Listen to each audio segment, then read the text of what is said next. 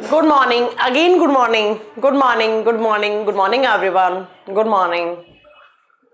हाँ, good afternoon कमल, good morning, नमस्कार, आदाब, सत श्री अकाल, राम राम, राधे राधे, जय श्री कृष्णा। सबका रिप्लाई कर दिया मैंने। अस्सलाम वालेकुम, सबका रिप्लाई कर दिया मैंने। Good morning, good morning, good morning. हाँ जी, गुड मॉर्निंग। मैं बहुत अच्छी हूँ, आप लोग बताएं आप लोग कैसे हैं। Deepak good morning, Neeraj Kumar good morning. हाँ, आज दिल्ली में बहुत ज्यादा ठंड है। मैं यही बता रही थी कि दिल्ली में मॉर्निंग में आज 5 और 6 बजे के बीच में 2 डिग्री सेल्सियस टेम्परेचर था।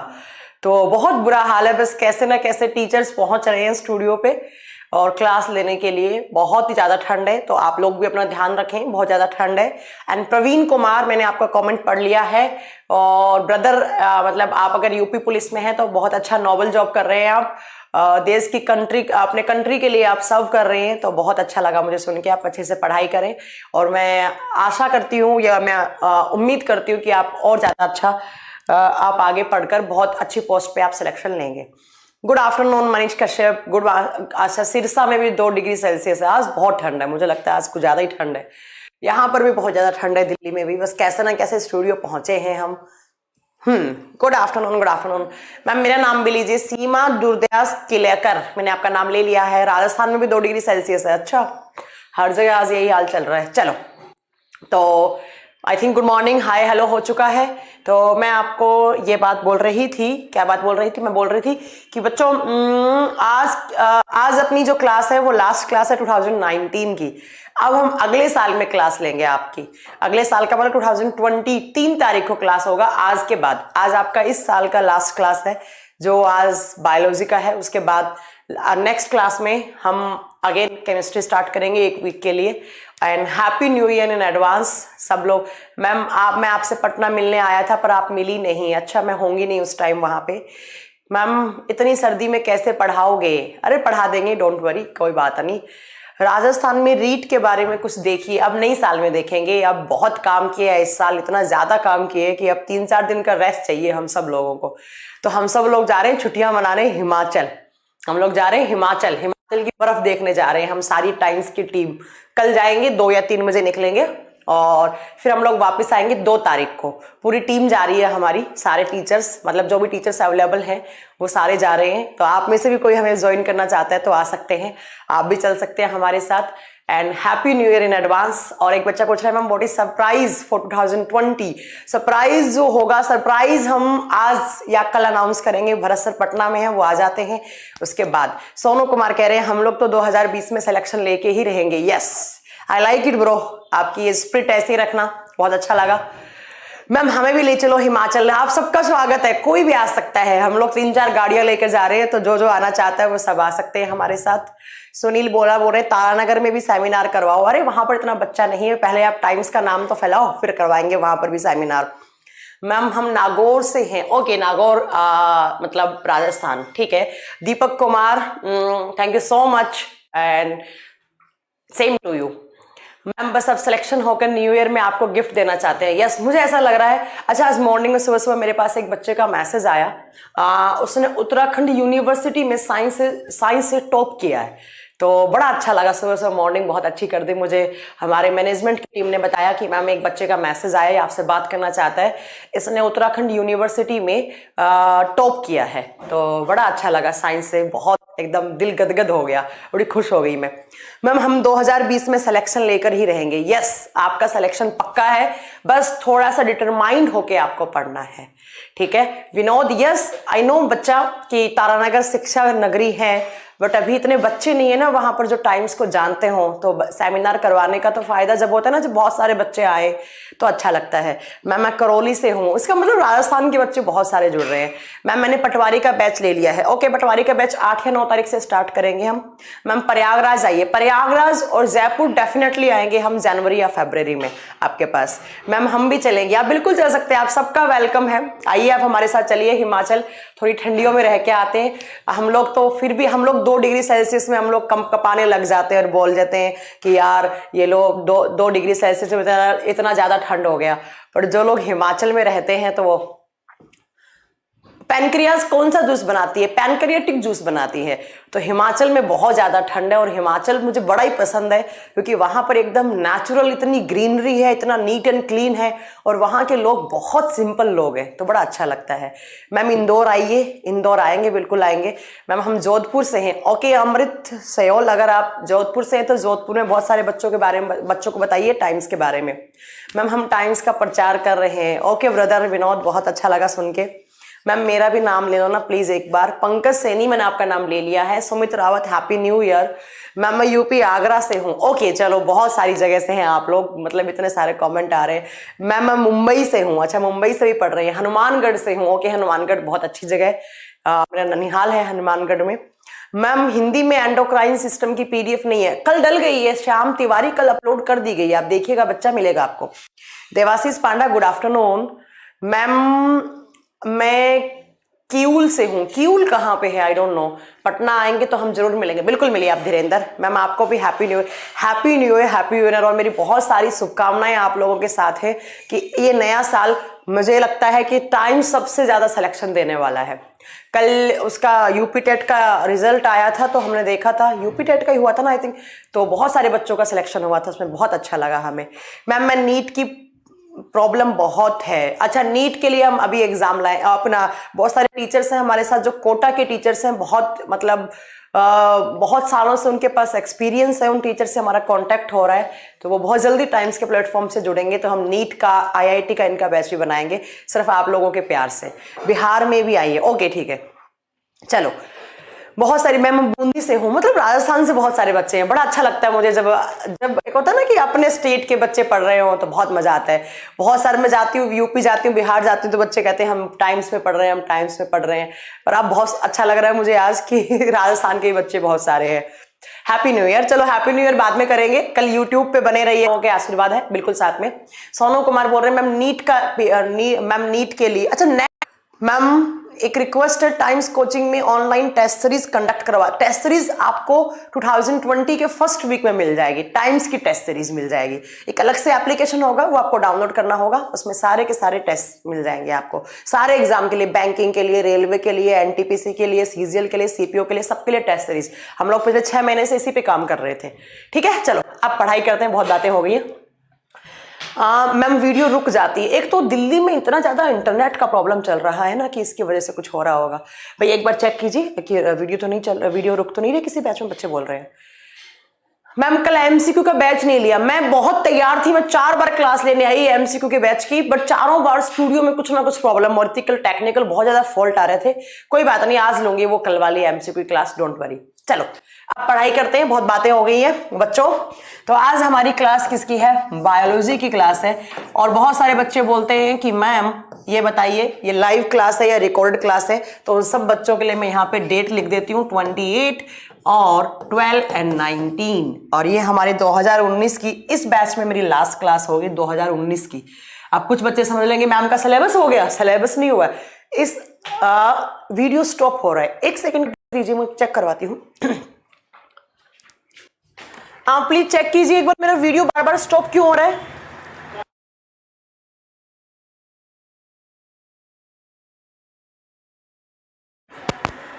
अच्छा ये थोड़ा सा प्रॉब्लम इंटरनेट की वजह से है, कोई बात नहीं, वो थोड़े बीच में सही हो जाएगा, वीडियो रुक गई है कोई बात नहीं।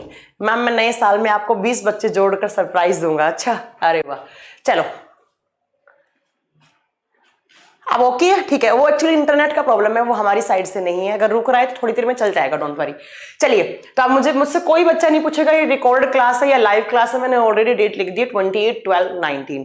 ठीक है चलिए अब पढ़ाई करते हैं। देखिए हमारी आज बायोलॉजी की क्लास है और बायोलॉजी की क्लास में हम क्या पढ़ने वाले हैं बच्चों? हम पढ़ेंगे आज नया चैप्टर 1।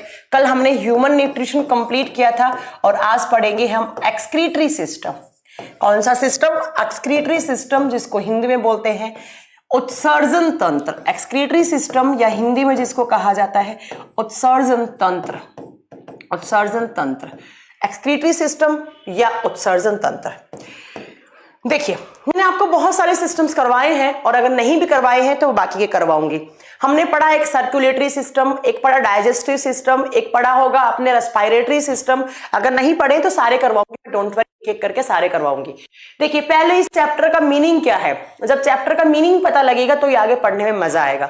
देखिए जब भी आप कहीं पर सिस्टम देखते हैं, बायोलॉजी में सिस्टम का मतलब होता है ग्रुप ऑफ ऑर्गन्स। क्या? Group of organs. बहुत सारे ऑर्गन्स हैं, उनका एक ग्रुप है बहुत सारे ऑर्गन्स का। मैंने आपको पहली क्लास से ही बताया पहली क्लास से ही मैं आपको बताती आ रही हूं कि सबसे पहले हमारे बॉडी में क्या बनती हैं, सेल्स बनती हैं। सेल्स जब आपस में जुड़ती हैं, ग्रुप बनाती हैं तो टिश्यूज फॉर्म होते हैं जिसको आप ऊतक बोलते हैं। और जब टिश्यूज आपस में जुड़ते हैं तो वो ऑर्गन्स फॉर्म करते हैं, वो अंग बनाते हैं। और बहुत सारे ऑर्गन्स जब आपस में ग्रुप बना लेते हैं जिनमें सिमिलर से फंक्शंस होते हैं, जिनमें एक जैसे काम होते हैं बच्चों, उनको बोलते हैं ऑर्गन सिस्टम। ऑर्गन सिस्टम या अंग तंत्र। तो सिस्टम का मतलब क्या होता है मैम? Group of organs. बहुत सारे ऑर्गन्स हैं और वो ऑर्गन्स क्या है? उन ऑर्गन्स में सिमिलर सा काम होता है, एक जैसे फंक्शंस करते हैं, वो एक जैसे काम करते हैं, तो उन ऑर्गन्स के ग्रुप को आप सिस्टम बोलते हैं। अब बात ये आती है कि मैम सिस्टम का मीनिंग तो समझ में आ गया, तंत्र का मतलब है बहुत सारे अंगों से मिलकर बना हुआ तंत्र। अब बात ये आती है कि मैम एक्सक्रीटरी का मतलब क्या है? वो ऑर्गन्स का एक ग्रुप जो क्या करवाता हो, जो एक्सक्रीशन करवाता हो। वो बहुत सारे ऑर्गन्स, वो बहुत सारे अंगों का एक ग्रुप, और उन ग्रुप को क्या बोलते हैं? उस ग्रुप को क्या बोलते हैं? सिस्टम। और जो क्या करवाता है? जो एक्सक्रीशन करवाता है, जो उत्सर्जन करवाता है। कहने का मतलब क्या है मैम? बहुत सारे ऑर्गन्स और उनके अंदर सिमिलर से काम होते हैं, एक जैसे काम होते हैं, और काम का मतलब है यहाँ पर एक्सक्रीशन। वो ऑर्गन्स जो एक्सक्रीशन का काम करवाते हैं, जो उत्सर्जन का काम करवाते हैं, उन ऑर्गन्स के ग्रुप को बोलते हैं आप एक्सक्रीटरी सिस्टम। अब बात यह आती है कि मैम एक्सक्रीशन क्या होता है? ध्यान से सुनिएगा। हमारे बॉडी में आपने बहुत सारे न्यूट्रिएंट्स लिए हैं, जैसे मैंने आपको पढ़ाए हैं लास्ट क्लास में कि हम कार्बोहाइड्रेट्स खाते हैं, हम प्रोटीन खाते हैं, हम फैट खाते हैं, हम विटामिन्स खाते हैं। तो हमने बहुत सारे न्यूट्रिएंट्स लिए। उन न्यूट्रिएंट का क्या होता है? हमारे बॉडी में आकर उनका ब्रेकडाउन होता है, वो छोटे छोटे टुकड़ों में टूट जाते हैं, और ब्रेकडाउन होने की प्रोसेस को आप डाइजेशन बोलते हैं, पाचन बोलते हैं। तो जब डाइजेशन हो जाता है बच्चों, तो डाइजेशन होने के बाद दो प्रोसेस होती हैं। एक साइड कुछ खाना जो आपकी सेल्स है वो कंज्यूम कर लेती हैं, अपने पास स्टोर कर लेती हैं, और उसी स्टोर फूड से आपको एनर्जी, आपको ऊर्जा मिलती है। बट दूसरी साइड कुछ हार्मफुल एलिमेंट्स बनते हैं, कुछ बहुत ज्यादा नुकसानदायक यौगिक बनते हैं हमारे बॉडी में, और उन हार्मफुल एलिमेंट्स या उन हार्मफुल केमिकल्स को ही आप एक्सक्रीशन बोलते हैं। उन हार्मफुल एलिमेंट्स को रिमूव करने का जो प्रोसेस है उसको एक्सक्रीशन, उत्सर्जन बोलते हैं। और जो जो ऑर्गन्स इस प्रोसेस को करवाता है, उन ऑर्गन्स का जो ग्रुप है उसको आप क्या बोलते हैं? एक्सक्रीटरी सिस्टम बोलते हैं। क्या समझे आप समझे कि मैम हमारे बॉडी में कुछ हार्मफुल कंपाउंड्स क्रिएट होते हैं, कुछ हानिकारक यौगिक बनते हैं, और वो हानिकारक यौगिक अगर हमारे बॉडी में रह जाएंगे तो हमें बहुत सारी प्रॉब्लम्स हो जाएंगी, बहुत सारी बीमारियां हो जाएंगी, हमारे ऑर्गन्स खराब होने लग जाएंगे। तो उन हार्मफुल एलिमेंट्स को रिमूव करना, उन हार्मफुल एलिमेंट्स को हमारे बॉडी से बाहर निकाल देने की प्रोसेस को आप क्या बोलते हैं? एक्सक्रीशन बोलते हैं, उत्सर्जन बोलते हैं। और जो जो ऑर्गन ये प्रोसेस करवाता है एक्सक्रीशन का, उन ऑर्गन्स का जो ग्रुप है उसको आप एक्सक्रीटरी सिस्टम बोलते हैं। तो आपके माइंड में एक सिनेरियो क्लियर हो गया कि मैम क्या पढ़ाने वाली हैं। मैम ऐसे ऑर्गन्स का ग्रुप पढ़ाने वाली हैं आज, या ऐसा ऑर्गन पढ़ाने वाली है जो ऑर्गन कौन सा प्रोसेस करवाता हो? जो हार्मफुल एलिमेंट्स को रिमूव करने का प्रोसेस करवाता हो, या जो एक्सक्रीशन का प्रोसेस करवाता हो। तो सबसे पहले हमारे सामने एक क्वेश्चन यहां पर निकल के आया है कि व्हाट इज एक्सक्रीशन? उत्सर्जन होता क्या है मैम, ये बताइएगा। तो एक्चुअली एक्सक्रीशन क्या होता है, तो ध्यान से सुनना, इसकी डेफिनेशन क्या होती है। इसकी डेफिनेशन लिखेंगे आप रिमूवल ऑफ, इसकी डेफिनेशन क्या होगी, तो वो होगी रिमूवल ऑफ nitrogenous compound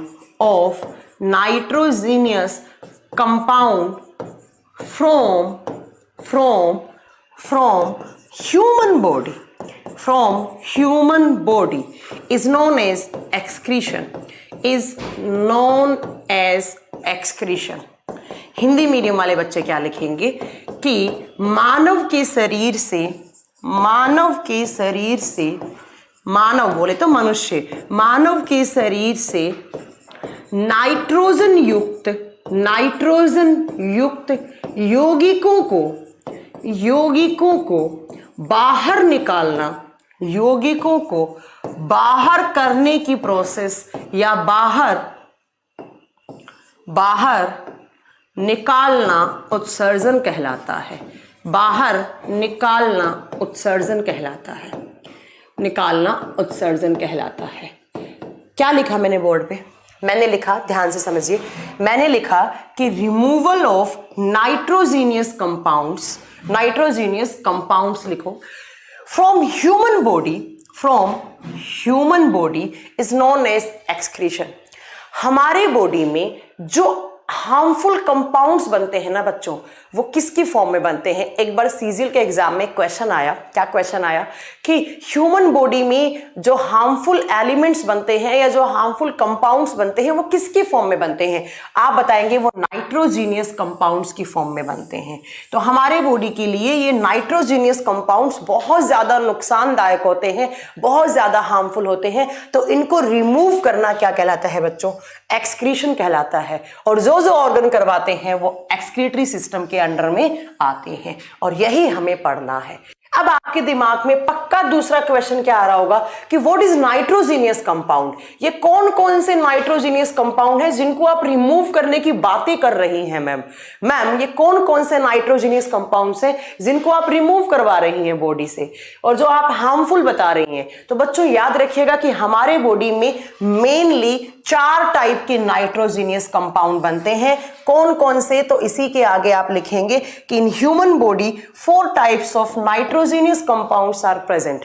मानव के शरीर में कुल 4 प्रकार के नाइट्रोजन युक्त यौगिक पाए जाते हैं। कौन कौन सा बच्चा? सबसे पहला लिखेंगे आप अमोनिया। कौन सा? अमोनिया। शायद अमोनिया का फॉर्मूला सब लोग जानते होंगे, NH3 होता है। दूसरा यहां पे क्या बनता है आप बताइए? यूरिया बनता है। दूसरा कौन सा बनता है? यूरिया बनता है। तीसरा बनता है बच्चों यहां पर यूरिक एसिड, जिसको आप बोलते हैं यूरिक अम्ल। इनके सबके अंदर नाइट्रोजन का अमाउंट ज्यादा होता है। और चौथा बनता है बच्चों यहां पर क्रिएटिनाइन। ये टर्म आज आपने पहली बार सुना होगा, आगे समझाएंगे अच्छे से क्या होता है क्रिएटिनाइन। ठीक है, क्रिएटिनाइन। ये 4 कंपाउंड है हमारे बॉडी में जो हमारे लिए हार्मफुल है। अरे रुकिए, कमल सब बताएंगे, डोंट वरी, एक बार रुकिए कमल, है ना? ठीक है, जूनियर असिस्टेंट का पेपर है मैम, क्या ये क्लासेस यूजफुल है? यस सोनू, बिल्कुल यूजफुल है। ठीक है, तो आप बताएंगे कि हमारे बॉडी में अमोनिया बनता है, हमारे बॉडी में यूरिया बनता है, यूरिक एसिड बनता है, क्रिएटिनाइन बनता है। और ये चारों क्या होते हैं? ये नाइट्रोजीनियस कंपाउंड्स होते हैं। ये हमारे बॉडी के लिए हार्मफुल हैं। अगर आपने इनको बाहर नहीं निकाला है तो हमारे ऑर्गन्स डैमेज होने लग जाएंगे, हमारे ऑर्गन्स खराब होने लग जाएंगे। तो इनको रिमूव करना एक्सक्रीशन। और जो ऑर्गन इसमें इन्वॉल्व रहता है उसको आप क्या बोलते हैं? उसको आप बोलते हैं एक्सक्रीटरी ऑर्गन्स या एक्सक्रीटरी सिस्टम। राइट, तो ये आपको याद रखने हैं कि ये चारों बनते हैं। अब बात ये आती है नेक्स्ट पॉइंट कि मैम कौन कौन से ऑर्गन्स हैं जो इनको बनाता है, एग्जाम में क्वेश्चन आता है बच्चों कि ह्यूमन बॉडी में टोटल एक्सक्रीटरी, ध्यान से सुनना मेरा सेंटेंस, एग्जाम में क्वेश्चन आता है कि ह्यूमन बॉडी में टोटल कितने एक्सक्रीटरी ऑर्गन्स होते हैं। बच्चा जल्दबाजी में एक सही कर देता है, एक वाला ऑप्शन गलत हो जाएगा, एक सही नहीं होता है। बच्चा सोचता है एक्सक्रीटरी सिस्टम में मैम ने किडनी पढ़ाया था तो किडनी एक ही होगा, यहाँ पे नहीं। आप रखेंगे कि in human body 4 types of excretory organs are present. हमारे बॉडी में टोटल 4 एक्सक्रीटरी ऑर्गन होते हैं, 4 उत्सर्जी अंग होते हैं। अब सुनो ध्यान से, कौन कौन से 4?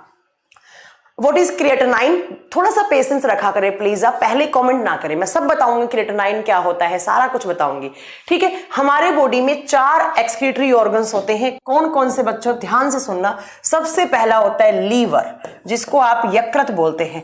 मैम क्या लीवर एक्सक्रीटरी सिस्टम का पार्ट है? यस, बिल्कुल लीवर है पार्ट। दूसरा यहां पर होता है लंग्स, जिसको आप फेफड़े बोलते हैं। मैम फेफड़े तो रेस्पिरेटरी सिस्टम में आते हैं, फेफड़े आप यहां पर क्यों लिख रही हैं? अभी बताएंगे इसका इसका आंसर। तीसरा होता है बच्चों किडनी, किडनी जिसको आप हिंदी में वृक्क बोलते हैं। और 4 नंबर पे आती है आपकी स्किन, जिसको आप त्वचा बोलते हैं। ये 4 ऑर्गन्स है हमारे बॉडी में जो एक्सक्रीटरी सिस्टम का पार्ट होता है। ठीक है, ठीक है, तो आप ध्यान से सुनिए कि हमारे बॉडी में 4 उत्सर्जन के लिए अंग पाए जाते हैं। कौन कौन सा?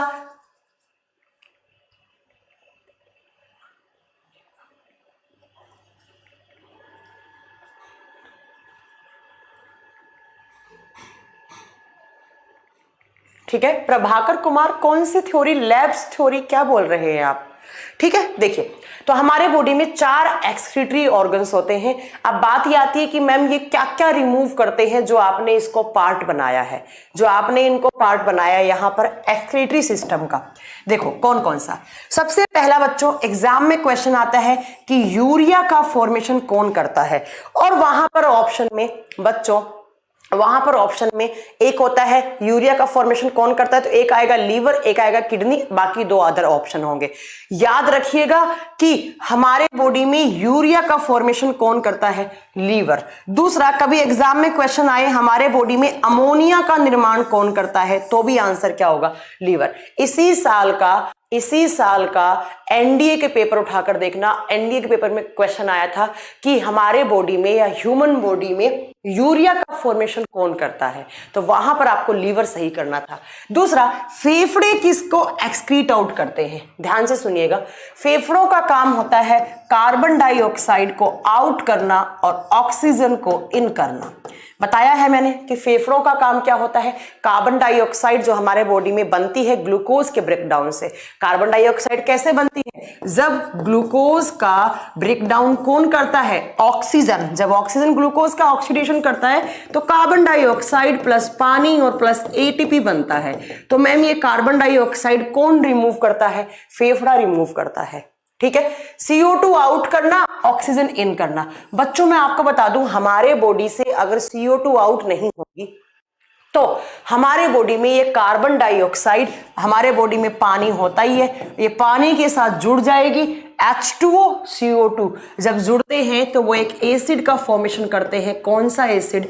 H2CO3। और ये कौन सा एसिड होता है? कार्बोनिक एसिड होता है, कार्बनिक अम्ल होता है। तो मैं क्या कहना चाह रही हूं, कुछ समझ में आ रहा है? मैं ये कहना चाह रही हूं कि अगर हमने CO2 को रिमूव नहीं किया, अगर हमने कार्बन डाइऑक्साइड को बाहर नहीं निकाला, तो हमारे बॉडी में कार्बन डाइऑक्साइड पानी के साथ जुड़ जाएगी और पानी के साथ जुड़कर वो एक एसिड बना लेगी, कार्बोनिक एसिड। और ये एसिड बहुत ज्यादा बन जाएगा तो वो हार्मफुल होगा। इसका मतलब मैम आप ये कहना चाह रही हैं क्योंकि ये एसिड जब ज्यादा रहता है तो किडनी वगैरह, लीवर वगैरह डैमेज होने लग जाते हैं। तो मैम आप ये अपने ये कहना चाह रही हैं। रुकिए स्वरूप, डोंट वरी, रुकिए यार, सब बताओगे मैं भी, रुकिए सब, आप लोग मेरे से आगे मत चला करें। ठीक है, तो आप ये कहना चाह रही हैं कि मैम कार्बन डाइऑक्साइड ज्यादा होना बहुत खतरनाक हो सकता है। यस, तो कार्बन डाइऑक्साइड को भी क्या करवाना पड़ेगा? आउट। और कार्बन डाइऑक्साइड को आउट कौन करता है? लंग्स। तो यहां पर लंग्स कौन से सिस्टम का पार्ट हुआ? याद रखना, फेफड़ा रेस्पिरेटरी सिस्टम और आपका एक्सक्रीटरी सिस्टम दोनों का पार्ट होता है। जो फेफड़े होते हैं वो आपका श्वसन तंत्र और उत्सर्जन तंत्र दोनों का भाग होता है। तो लंग्स ने क्या आउट कर दिया बच्चों? CO2 आउट कर दिया। अब आप में से कुछ बच्चे सोच रहे होंगे मैम अभी तो आपने बताया नाइट्रोजीनियस कंपाउंड्स को रिमूव करना ही क्या कहलाता है? एक्सक्रीशन कहलाता है। फिर आपने लिख दिया कार्बन डाइऑक्साइड। बच्चों जो मेजर कंपोनेंट्स होते हैं एक्सक्रीशन के वो नाइट्रोजीनियस कंपाउंड होते हैं, बट कुछ अमाउंट में CO2 भी अगर आपके बॉडी में रह गया, मतलब CO2 अगर डिपॉजिट हो गया आपके बॉडी में, अगर बाहर नहीं निकला तो ये भी हार्मफुल है। वो तो है ही, नाइट्रोजनियस कंपाउंड तो है ही, बट अगर कार्बन डाइऑक्साइड भी रह गया तो वो हार्मफुल है। बाकी आगे क्लियर करूंगी ये चीज। नेक्स्ट यहां पर आता है किडनी। किडनी किसका फॉर्मेशन करता है? याद रखेंगे, किडनी क्या बनाता है आपका? किडनी यूरिन बनाता है, किडनी मूत्र बनाता है, यूरिन। अब मैम यूरिन में क्या क्या चीजें होती हैं जो आप यूरिन रिमूव करने की बातें कर रही हैं? अभी मैंने यहां पर ये जो चारों पॉइंट लिखवाए हैं ना, ये चारों चीजें कहां पर होती हैं? बच्चों ammonia, urea, uric acid, creatinine चारों कहाँ होती हैं? हमारी यूरिन के अंदर होती हैं, हमारे मूत्र के अंदर होती हैं। तो यूरिन क्या हो गया हमारे लिए? हार्मफुल हो गया। तो यूरिन को क्या करवाना है? Excrete out. कौन करेगा इसका यूरिन का फॉर्मेशन? किडनी करेगा। नेक्स्ट आता है स्किन, त्वचा। त्वचा क्या करती है बच्चों? स्किन से हमारा स्वेट निकलता है, हमारा पसीना निकलता है, पसीना निकलता है स्किन से। और पसीने में क्या निकलते हैं? अगर आपके बॉडी में एक्सेस अमाउंट में आयंस हो गए, अगर आपके एक्सेस अमाउंट में, प्रभाकर कुमार मैं एक बार देख लूंगी, ठीक है बच्चा, ठीक है मैं देख लूंगी, है ना क्या हुआ, मैं देख लूंगी वीडियो में, अगर कुछ गड़बड़ हो गई तो मैं देख लूंगी। आप स्वेट रिमूव करते हैं, पसीना हटाते हैं, आप पसीने के अंदर क्या होते हैं? आयंस रिमूव हो जाते हैं। जब आपके बॉडी में ज्यादा आयन बन जाते हैं तो वो आयन किसकी फॉर्म में निकल जाते हैं बच्चों? वो पसीने की फॉर्म में निकल जाते हैं। और ज्यादा आयंस भी हमारे लिए हार्मफुल होते हैं, राइट। तो मैम आप ये कहना चाह रही हैं कि यूरिया, अमोनिया तो किसके अंदर होती हैं? यूरिन के अंदर होती हैं। बट यूरिन के अंदर यूरिया और अमोनिया जो है उसका फॉर्मेशन कौन करता है? उसको बनाता कौन है? हमारा लीवर बनाता है। लंग्स एक्सक्रीटरी सिस्टम का कैसे पार्ट है? मैम CO2 ज्यादा होते ही कार्बोनिक एसिड बनने लग जाता है, तो CO2 को बाहर निकालना बहुत जरूरी है, तो ये भी पार्ट हो गया। किडनी यूरिन बनाता ही है। और यूरिन में क्या क्या होता है? ये चारों कहां होते हैं? यूरिन में होते हैं बच्चों। नेक्स्ट स्वेट, आपका पसीना, पसीने में ज्यादा अमाउंट में अगर ज्यादा पानी है तो वो निकल जाता है, ज्यादा आयंस है तो वो पसीने की फॉर्म में निकल जाते हैं। अब बच्चों में एक सेंटेंस बोल रही हूं, ध्यान से सुनना, जिसके मन में डाउट आया था। जो मेन हमारे बॉडी में नाइट्रोजीनियस कंपाउंड्स होते हैं वो सिर्फ ये 4 होते हैं, ये नहीं रहने चाहिए हमारे बॉडी में। तो आप ये कहना चाह रही हैं कि मैम मेन जो एक्सक्रीटरी कंपाउंड है वो ये 4 हैं, और ये चारों किसके अंदर हैं? यूरिन के अंदर हैं। और यूरिन कौन बना रहा है बच्चों? देखिए यहां से ध्यान से देखिए, यूरिन कौन बना रहा है? किडनी। तो अगर आपसे एग्जाम में पूछ लिया जाए कि ह्यूमन बॉडी का मेन एक्सक्रीटरी ऑर्गन कौन सा है, आप आंसर क्या देंगे? किडनी है। वैसे चारों ही है बच्चों, बट मेन कौन सा हो गया? किडनी। मानव के शरीर का मुख्य उत्सर्जनी अंग कौन सा है? किडनी। क्योंकि किडनी किसका फॉर्मेशन करती है? यूरिन का। यूरिन में यूरिया भी होता है, अमोनिया भी होता है, यूरिक एसिड भी होता है, क्रिएटिनाइन भी होता है, और इन चारों को नाइट्रोजनियस कंपाउंड्स बोलते हैं। तो हमारा मेन ऑर्गन कौन सा हो गया बच्चों? किडनी। तो हमें यहां पर किसके बारे में पढ़ना है? गुर्दों के बारे में, किडनी के बारे में पढ़ना है मेन। अब एक बात ये आई मैम कि इस एक्सक्रीटरी सिस्टम की रिक्वायरमेंट क्यों हुई? आप एक्सक्रीशन करते ही क्यों हैं? इसके क्या क्या बेनिफिट हैं? क्यों करते हैं आप एक्सक्रीशन? तो बच्चों आप लिखेंगे benefit of excretion. Benefit of excretion, उत्सर्जन के लाभ क्या क्या है, क्यों करते हैं एक्सक्रीशन? अगर नहीं करेंगे तो क्या हो जाएगा, और कर दिया तो हमें क्या क्या बेनिफिट मिला? तो ध्यान से सुनो। यूरिक एसिड कहां बनता है? यार तुम लोग पैसे नहीं रखते हो, मुझे गुस्सा दिलाते हो यार तुम लोग। तुम रुको तो सही, सब समझ में आ जाएगा। जब चैप्टर खत्म हो जाए, मैं नहीं बताऊं तो मुझसे पूछ सकते हैं, ठीक है। अब बात आती है कि बेनिफिट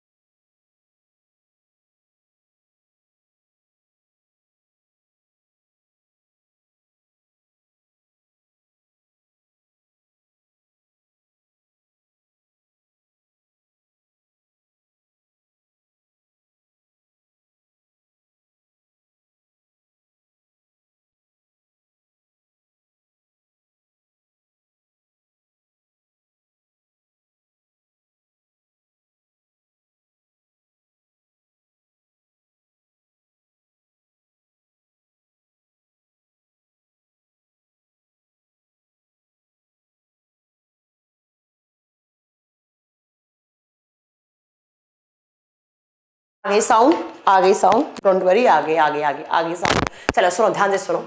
मैंने लिखा कि उत्सर्जन के लाभ क्या क्या हैं, क्यों हमारा एक्सक्रीटरी सिस्टम हमारे लिए इंपॉर्टेंट रोल प्ले करता है हमारे बॉडी में। तो पहला, किसकी मात्रा को बैलेंस करने के लिए? वाटर बैलेंस करने के लिए। दूसरा, अगर आप प्रॉपर तरीके से आपका एक्सक्रीशन सही चल रहा है तो हमारे बॉडी में एसिड और बेस का बैलेंस बनता रहता है, एसिड बेस की मात्रा पर संतुलन बनाए रखता है। अम्ल और क्षार का संतुलन बना रखता है। अम्ल क्षार संतुलन रहता है। पहला पानी का संतुलन बने रखेगा, दूसरा एसिड और बेस का बैलेंस बना रहेगा, तीसरा बच्चों हमारे बॉडी में सोल्ट का बैलेंस बना रहेगा, सोल्ट का बैलेंस बना रहेगा, नमक का संतुलन हुआ रखेगा। अगर आप सही से आपके बॉडी में एक्सक्रीशन नहीं हो रहा है तो पानी का बैलेंस कम ज्यादा हो जाएगा, एसिड बेस का बैलेंस गड़बड़ा जाएगा और सोल्ट बैलेंस गड़बड़ा जाएगा। और नेक्स्ट आपके बॉडी के टेम्परेचर को बैलेंस करने के लिए एक्सक्रीशन क्या है, बहुत ज्यादा बेनिफिट है। तो अगर आप एक्सक्रीशन नहीं करेंगे, पानी का बैलेंस गड़बड़ा जाएगा, अम्ल क्षार का बैलेंस गड़बड़ा जाएगा और सोल्ट का बैलेंस नहीं बन पाएगा और हमारे शरीर का तापमान ऊपर नीचे हो जाएगा। तो आपसे एग्जाम में कभी पूछ ले कि एक्सक्रीशन के बेनिफिट क्या क्या है, तो कोई भी एक ऑप्शन मिले आप तुरंत उसको सही कर देना, ठीक है बच्चों। तो अब बात आपने क्या क्या पढ़ा, आपने पढ़ा, मैं एक बार फिर रिपीट करती हूँ कि हमने क्या क्या पढ़ा बच्चों, ध्यान से सुनना। मैम आपने बताया कि एक्सक्रीटरी सिस्टम होता क्या है। तो एक्सक्रीटरी सिस्टम का मतलब है वो सिस्टम जो क्या करवाता हो, एक्सक्रीशन करवाता हो। और एक्सक्रीशन का मतलब क्या है मैम, हमारे बॉडी में कुछ टॉक्सिक एलिमेंट्स बनते हैं, बट मोस्ट ऑफ जो टॉक्सिक एलिमेंट होते हैं वो नाइट्रोजीनियस कंपाउंड की फॉर्म में होते हैं। बट इसके अलावा कार्बन डाइऑक्साइड, अपना ज्यादा अमाउंट में पानी, पसीना या आपका यूरिन, अमोनिया, ये सब क्या होते हैं, टॉक्सिक एलिमेंट्स होते हैं। तो बट मोस्ट ऑफ जो होते हैं वो नाइट्रोजनियस कंपाउंड्स होते हैं। तो 4 फॉर्म में होते हैं, चारों यूरिन की फॉर्म में होते हैं। यूरिन कौन बनाता है बच्चों, तो किडनी बनाता है। तो हमारा मेन एक्सक्रीटरी ऑर्गन क्या हो गया, किडनी हो गया। वैसे हमारे एक्सक्रीटरी सिस्टम के 4 पार्ट होते हैं। लीवर किसका फॉर्मेशन करता है, यूरिया, अमोनिया। और लंग्स किसके फॉर्मेशन करते हैं, कार्बन डाइऑक्साइड को बाहर निकालने में हेल्पफुल होते हैं। नेक्स्ट क्या काम करता है, यूरिन बनाने का काम करता है। और स्किन ज्यादा अमाउंट का पानी पसीने की फॉर्म में, ज्यादा अमाउंट के आयंस पसीने की फॉर्म में बाहर चले जाते हैं। तो बच्चों हमारा मेन एक्सक्रीटरी सिस्टम का पार्ट क्या है, किडनी। तो हमें यहां पर किसके बारे में पढ़ना है, किडनी के बारे में पढ़ना है। तो अब हमारा नेक्स्ट पॉइंट यहां पर क्या आता है, नेक्स्ट पॉइंट बच्चों आता है कि जो एक्सक्रीटरी कंपाउंड्स हैं, हम लोग क्या हैं, हम लोग मैमल्स हैं। और मैमल्स में भी हम कौन हैं, आप सब जानते होंगे, मैमल्स में हम ह्यूमन बीइंग्स हैं। ऐसे ही बच्चों हाथी है, ऐसे ही मछलियां हैं, तो वो सब लोग एक्सक्रीशन करते होंगे। तो मैम आप ये कहना चाह रही हैं तो सब लोगों में अलग अलग चीजें बनती होंगी, कहने का मतलब है सब लोगों में अलग अलग एक्सक्रीटरी कंपाउंड्स बनते होंगे। और इसी एक्सक्रीटरी कंपाउंड के बेसिस पे आप जो लिविंग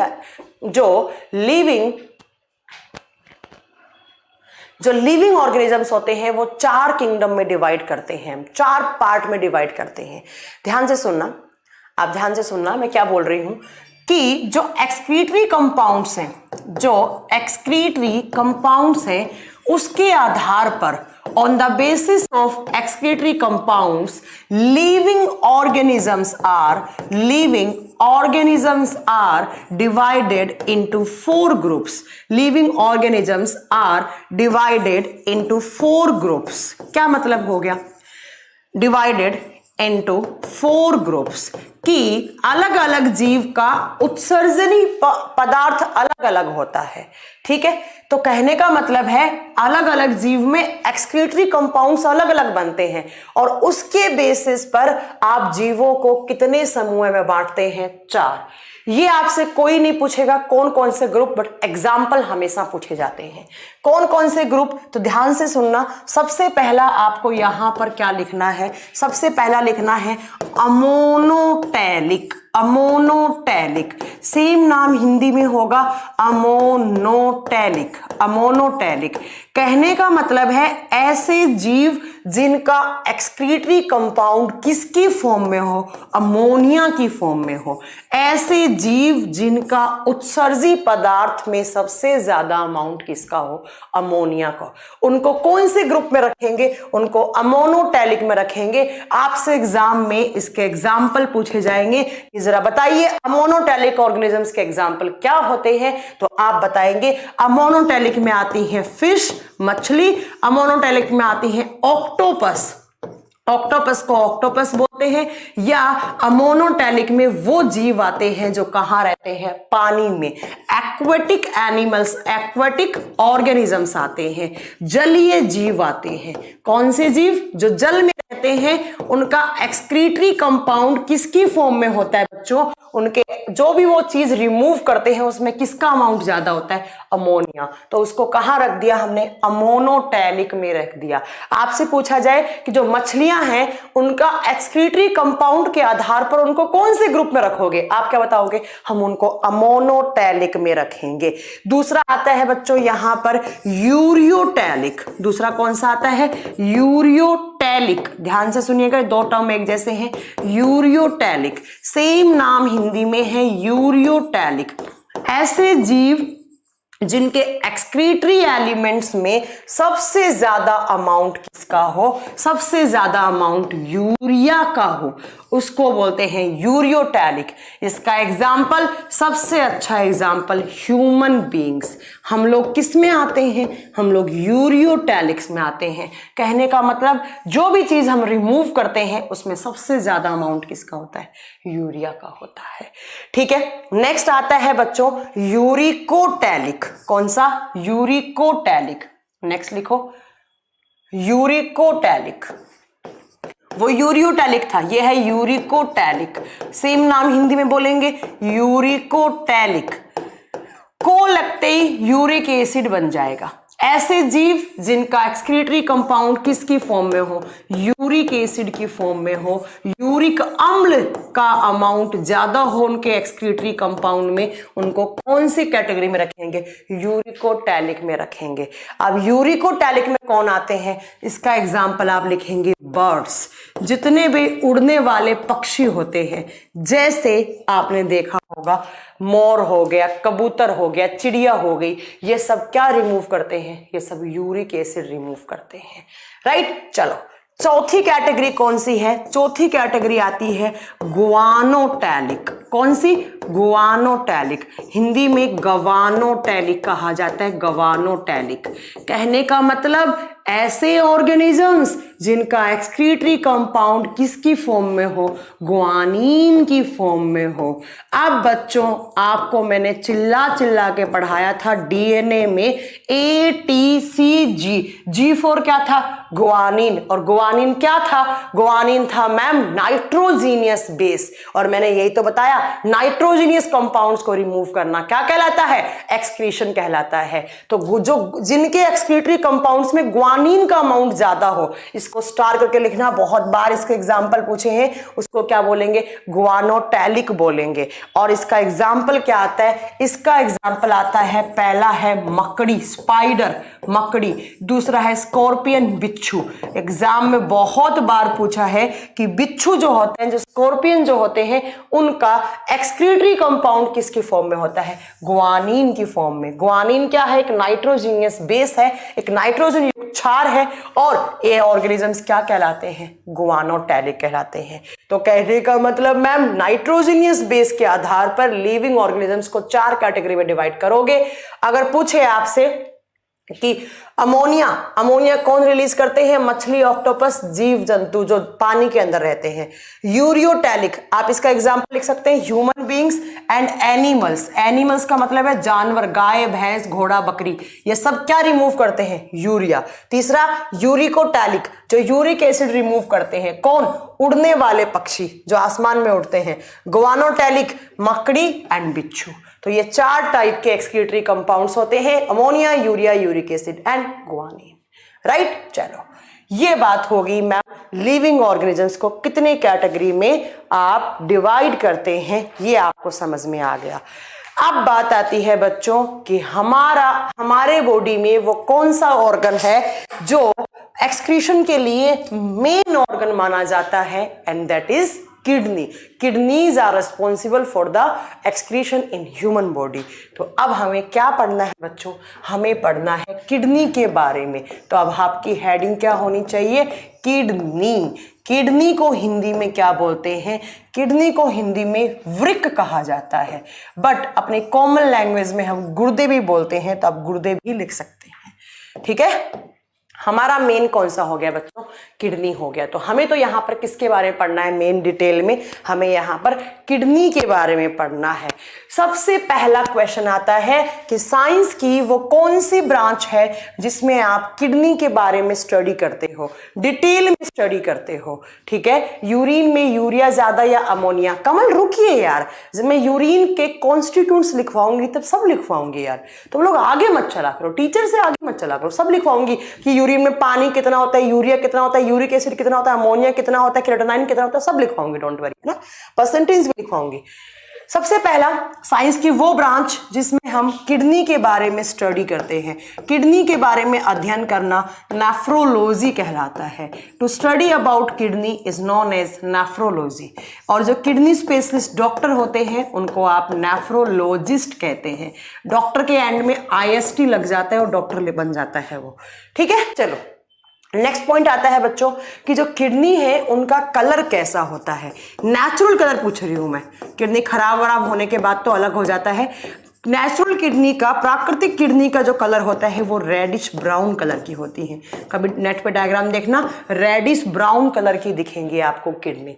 नेक्स्ट बात आती है बच्चों, एक बच्चे का क्वेश्चन है सनी शर्मा का, मैम कोल्ड ब्लड और हॉट ब्लड क्या होता है। आगे पढ़ाएंगे, डोंट वरी, क्लास के एंड में बताऊंगे क्या होता है कोल्ड और हॉट ब्लड। नेक्स्ट आता है बच्चों यहाँ पर कि किडनी का वजन कितना होता है, किडनी का वेट कितना होता है, किडनियों का वजन कितना होता है। तो अप्रोक्स बता रही हूं मैं, ऑन एन एवरेज बता रही हूं, 170 ग्राम ईच। एक किडनी का वजन कितना होता है, 170 ग्राम। तो दोनों आप देख सकते हैं कितनी, इतनी लड़कियों की होती है, इतना ही लड़का का होता है। साइंस कहती है कि एक लड़का जिसका वजन 70 किलोग्राम है या एक लड़की जिसका वजन 70 किलोग्राम है, उसकी किडनी का वजन कितना होना चाहिए, 170 ग्राम होना चाहिए। नेक्स्ट आता है यहाँ पर कि किडनियों का शेप कैसा होता है, आकार कैसा होता है, किडनी कैसी दिखती है आकार में। आप बताएंगे बीन शेप में दिखती है। बीन बोले तो सोयाबीन देखा है ना, सोयाबीन, सोयाबीन जैसी दिखती है दिखने में। कैसी, सोयाबीन कैसी होती है, ऐसी सी होती है। तो किडनी ऐसी दिखती है आपकी दिखने में, बीन शेप में किडनी दिखती है। चलो अब बात आती है कि मैम किडनी होती कहाँ है। अगर मैं आपसे पूछूं कि भैया जरा मुझे बताइए किडनी है कहाँ, किडनी की लोकेशन कौन सी है, आप मुझे क्या बताओगे, कहाँ होती है किडनी, कहाँ होती है किडनी, किडनी का लोकेशन कहाँ होता है, किडनी का स्थान कहाँ होता है, जल्दी बताइए किडनी की लोकेशन कहाँ होती है। किडनी होती है पीछे की साइड, यहाँ पे, ये जो आपका पार्ट होता है ना, यहाँ पे होती है। और इस पार्ट को बोलते हैं पेक्टोरियल कैविटी। इसको क्या कहा जाता है, पेक्टोरियल या पेरिटोनियल कैविटी कहा जाता है इसको। आप लिखेंगे पेक्टोरियल या पेरिटोनियल कैविटी, पेरिटोनियल या पैक्टोरियल, पैक्टोरियल कैविटी कहा जाता है। हिंदी में बोलेंगे पैक्टोरियल गुहा, पैक्टोरियल गुहा में होती है, पैक्टोरियल गुहा में पीछे की साइड होती है बच्चों, यहाँ पर दोनों किडनी होती हैं, ये आपका लेफ्ट वाला या आपका राइट वाला। ठीक है बच्चों, तो इसको बोलते हैं पेरिटोरियल या आप बोल सकते हैं पेरिटोनियल कैविटी। दोनों ही टर्म सही हैं, दोनों ही टर्म सही हैं। अब बात आती है बच्चों नेक्स्ट, ये तो बात होगी मैम किडनी की स्टडी को क्या बोलते हैं, किडनी का कलर कैसा होता है, वजन कितना होता है, आकार कैसा होता है, लोकेशन कहाँ होती है। किडनी कितनी होती है, 2 होती है, एक लेफ्ट वाला होता है। मैम डोर्सल का मीनिंग होता है पीछे वाला पार्ट, पीछे वाला पार्ट, मतलब डोर्सल का मीनिंग होता है पीछे वाला, जहां पर अपना बैकबोन वाला होता है वो वाला पार्ट। ठीक है, चलो अब बात आती है बच्चों नेक्स्ट यहां पर कि मैम किडनी किससे मिलकर बना हुआ होता है। भाई किडनी क्या है, एक आप सब जानते होंगे, किडनी क्या है, एक ऑर्गन है। और ऑर्गन्स किससे बनते हैं बच्चों, मैम आपने बहुत बार बताया, ऑर्गन किससे बनते हैं, सेल से बनते हैं, कोशिकाओं से बनते हैं। तो मैम आप ये कहना चाह रही है किडनी भी एक अंग है, किडनी भी एक ऑर्गन है, तो वो भी किससे मिलकर बना होगा, तो किडनी भी हमारा सेल से, कोशिकाओं से मिलकर बना हुआ होगा, है ना। और अब बात आती है कि किडनी के अंदर जो सेल्स होती हैं वो कौन सी होती हैं। तो नेक्स्ट पॉइंट में लिख लेंगे, आप क्या लिखेंगे, nephron. Nephron is the structural and functional and functional unit of kidney, unit of kidney.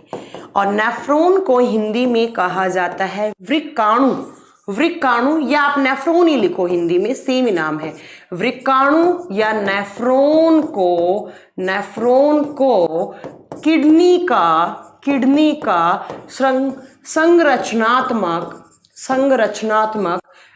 रचनात्मक एवं कार्यात्मक इकाई माना जाता है, एवं कार्यात्मक इकाई माना जाता है। क्या मतलब हो गया इस लाइन का, क्या मतलब हो गया? देखो मैंने एक टर्म लिखा बच्चों, स्ट्रक्चरल। स्ट्रक्चरल का मतलब होता है इसी से मिलकर बना हुआ। हमारी किडनी है, ऐसे आपकी एक किडनी है, इस किडनी के अंदर ऐसे बहुत सारी छोटी छोटी सेल्स होती हैं और इन सेल्स को क्या बोलते हैं? नेफ्रॉन। तो किडनी किससे मिलकर बना हुआ है? नेफ्रॉन। तो नेफ्रॉन से मिलकर बना हुआ है, इसलिए नेफ्रॉन को स्ट्रक्चरल, संरचनात्मक। और दूसरा, किडनी का काम क्या होता है? अगर मैं आपसे पूछूं बच्चों किडनी का काम क्या होता है, अभी थोड़ी देर पहले मैंने बताया था किसका फॉर्मेशन करना, यूरिन का फॉर्मेशन करना। बट किस प्रोसेस के द्वारा यूरिन का फॉर्मेशन होता है? तो बच्चों किडनी क्या करता है, ध्यान से सुनिएगा मेरा ये सेंटेंस, किडनी किस प्रोसेस पे काम करता है? किडनी फिल्ट्रेशन प्रोसेस पे काम करता है। अब किसका फिल्ट्रेशन? खून का। किडनी किसको छानने का काम करता है? खून को। क्यों छानने का काम करता है? क्योंकि बच्चों इसी खून के अंदर क्या घुला हुआ होता है? यूरिन। और यूरिन के अंदर क्या होते हैं? तो पीछे वाली स्लाइड पे आओ, यूरिन के अंदर क्या होते हैं? ये चारों चीजें। तो ये चारों चीजें खून के अंदर घुलकर किसके पास आती हैं? किडनी के पास। और किडनी खून को अलग करेगा, इन चारों चीजों को अलग करेगा, ये चारों चीजों पानी के साथ जुड़कर क्या बना देंगी? यूरिन बना देंगी। तो क्वेश्चन मेरा क्या बना? मेरा बना कि किडनी कौन सी प्रोसेस पर काम करती है? आप बताएंगे किडनी फिल्ट्रेशन प्रोसेस पे काम करती है। किसका फिल्ट्रेशन? खून का फिल्ट्रेशन। किसको छान रही है? खून को। क्यों छान रही है? क्योंकि किडनी के अंदर क्या होता है? यूरिन होता है, मूत्र होता है। तो किडनी किसका फॉर्मेशन करती है? यूरिन का। तो किडनी के पास खून आता है, किडनी के पास खून आता है, उस खून के अंदर यूरिन घुला हुआ है। इस यूरिन की फॉर्म में नाइट्रोजनियस कंपाउंड्स हैं। आपको खून एक साइड करना है और नाइट्रोजनियस कंपाउंड एक साइड करने हैं, और नाइट्रोजनियस कंपाउंड्स और पानी मिलकर यूरिन बना देते हैं। यूरिन आपने बाहर निकाल दिया, खून वापस चला गया, आपके ऑर्गन्स के बीच में चला गया। तो किडनी कौन से प्रोसेस पे काम करता है? फिल्ट्रेशन। किस प्रोसेस पे? फिल्ट्रेशन। तो किडनी का काम क्या है? Filtration of blood. तो बच्चों किडनी का काम किडनी नहीं करती है, किडनी की सेल्स करती हैं। और किडनी की सेल्स क्या कहलाती हैं? नेफ्रॉन। तो इसीलिए मैंने लिखा कि nephron is the structural and functional. Functional का मतलब होता है कार्यात्मक, इसी से मिलकर बना हुआ होता है किडनी और यही काम करती है। इसीलिए नेफ्रॉन को क्या बोलते हैं? Structural and functional unit of kidney. तो बेसिकली हमारे चैप्टर का नाम एक्सक्रीटरी सिस्टम है, बट एक्सक्रीटरी सिस्टम के अंदर हम किडनी पढ़ रहे हैं, बट किडनी नहीं पढ़ेंगे। हम किसकी स्ट्रक्चर पढ़ेंगे? हमें तो नेफ्रॉन पढ़ना है मैम, क्योंकि नेफ्रॉन से ही तो मिलकर क्या बनता है? हमारा किडनी बनता है। और बच्चों ऐसा कहा जाता है कि एक किडनी में 1 मिलियन नेफ्रॉन होते हैं। 1 million nephron is present in 1 kidney. एक किडनी में 1 मिलियन नेफ्रॉन होते हैं। सोचिए एक किडनी का वजन कितना? 170 ग्राम। और 170 ग्राम में कितने मिलियंस आपके नेफ्रॉन? 1 million nephron. तो कितने छोटे होते होंगे नेफ्रॉन? भाई नेफ्रॉन सेल्स है, और सेल्स को आप किससे देखते हो? इलेक्ट्रॉन माइक्रोस्कोप से, है ना। तो हमें यहां पर बेसिकली किसके बारे में पढ़ना है? हमें पढ़ना है मैम किसके बारे में? हमें पढ़ना है यहां पर नेफ्रॉन के बारे में, नेफ्रॉन के बारे में। तो अब चलिए नेक्स्ट पॉइंट पे। इतने सारे पॉइंट आपने याद कर लिए, आपके माइंड में एक चीज आ गई कि किडनी क्या बनाता है। देखो पीछे की साइड पेरिटोरियल कैविटी में ऐसे आपके किडनी होती हैं। ये 2 किडनी है बच्चों, और ये किडनियों के अंदर क्या होते हैं? ऐसे बहुत सारे नेफ्रॉन होते हैं दोनों किडनी के अंदर। एक किडनी के अंदर 1 मिलियन है, दोनों में 2 मिलियन नेफ्रॉन है, ऐसे बहुत सारे। ये आपका कौन सा किडनी है? ये आपका लेफ्ट, साइंस में ये वाला डायरेक्शन लेफ्ट होता है बच्चों, तो इसको लिखेंगे लेफ्ट किडनी। ये है आपका लेफ्ट किडनी, ये है आपका राइट किडनी, ये क्या है आपका राइट किडनी। और ये दोनों किडनीज, इनके अंदर नेफ्रॉन है और ये नेफ्रॉन क्या बनाते हैं? यूरिन बनता है। यहां पीछे किडनी, इनमें यूरिन बन रहा है। आगे ऐसे पाइप से जुड़ी हुई होती है हमारे यूरिनरी ब्लैडर से, ऐसे ऐसे ऐसे डक्ट होती हैं दोनों साइड, ये लेफ्ट वाले किडनी की, ये राइट वाले किडनी की। और इन डक्ट को नाम क्या देते हैं? इन डक्ट को आप नाम देते हैं यूरेटर डक्ट। क्या? Ureter duct. हिंदी में बोलते हैं मूत्र वाहिकाएं या मूत्र नलिकाएं, वो नलिकाएं जो मूत्र को लेकर आती हैं। कहाँ लेकर आती हैं? हमारे यूरिनरी ब्लैडर में लेकर आती हैं। ये आपका यूरिनरी ब्लैडर, यहां पर आपका यूरिन स्टोर होगा, इसको लिखेंगे आप यूरिनरी ब्लैडर। इसको क्या लिखेंगे? यूरिनरी ब्लैडर लिखेंगे। हिंदी में लिखेंगे मूत्राशय, वो जगह जहां पर मूत्र कुछ देर के लिए यूरिन स्टोर होता है, और देन आप इसको यूरेथ्रा की सहायता से आप रिमूव कर देते हैं। यूरेथ्रा क्या होता है? वो पार्ट जहां से आप यूरिन रिमूव करते हैं, उसको आप मूत्र मार्ग या आप उसको यूरेथ्रा बोलते हैं। मूत्र मार्ग या आप यूरेथ्रा बोलते हैं। क्या बताया मैंने? दोनों किडनी पीछे की साइड, फिर ऐसे डक्ट जुड़ी हुई है, नली जुड़ी हुई है, और उन नलियों से ऐसे आपका यहां पर नेफ्रॉन है। ये बहुत सारे क्या हैं बच्चों? ये नेफ्रॉन है। और जरा बताइए नेफ्रॉन में कौन सा प्रोसेस होता है? नेफ्रॉन में खून का फिल्ट्रेशन होता है, खून छनता है। इन इतने सारे नेफ्रॉन के अंदर खून आपका खून छन रहा है, और छनने के बाद क्या बन रहा है? जैसे ही फिल्ट्रेशन होगा तो क्या बनेगा? यहाँ पर यूरिन बनेगा, मूत्र बनेगा, और ये यूरिन ऐसे इस डक्ट की सहायता से ऐसे ऐसे ऐसे यहां आएगा, ब्लैडर में स्टोर होएगा, और देन आप क्या कर दोगे? इसको रिमूव कर दोगे। क्या हो जाएगा? रिमूव हो जाएगा। देन क्या हो जाएगा? रिमूव हो जाएगा यहाँ पे। ठीक है, अब देखो, अब हमें क्या पढ़ना है? हमें पढ़ना है कि कैसे इस नेफ्रॉन के अंदर यूरिन बनता है, कैसे इस नेफ्रॉन के अंदर यूरिन का फॉर्मेशन होता है, हमें ये पढ़ना है। अब सुनो ध्यान से।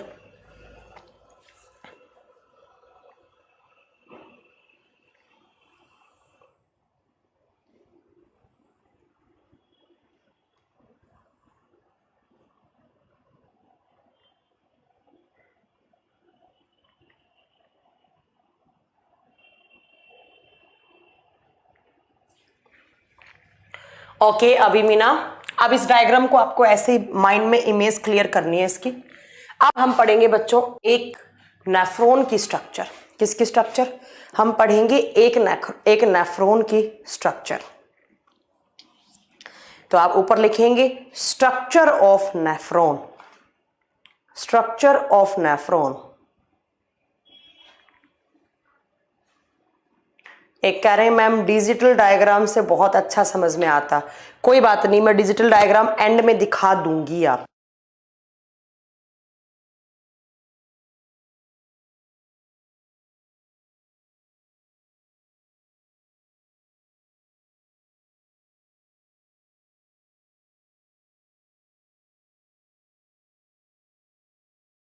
हाँ जी सुनो, अब आपको एक स्ट्रक्चर, एक नेफ्रॉन की स्ट्रक्चर बनानी है। जैसे मैं बना रही हूं वैसे ही आपको बनाना है। मेरे साथ साथ अपने कॉपी में बना सकते हैं आप, अगर आपको बनाना हो तो। ठीक है। मैम साउंड डबल हो रहा है, एक बार आप लॉग आउट कर लीजिए, फिर आपको सही हो जाएगा। देखिए सुनिए, जैसा एक एक चीज समझाऊंगी मैं आपको, बस अभी पहले आप बस मेरे साथ आप डायग्राम बनाइए अपने कॉपी में। जैसे भी आपने कॉपी लेके बैठे हैं, और नहीं बैठे हैं तो कॉपी हमेशा डायग्राम लेने के लिए बैठा करें, साथ में डायग्राम बनाएं साथ में। एक नेफ्रॉन की स्ट्रक्चर बना रहे हैं हम। ऐसे के ऐसे एक किडनी में 1 मिलियन नेफ्रॉन होते हैं। देखो ऐसे इस नेफ्रॉन की कुछ ऐसी सी स्ट्रक्चर होती है।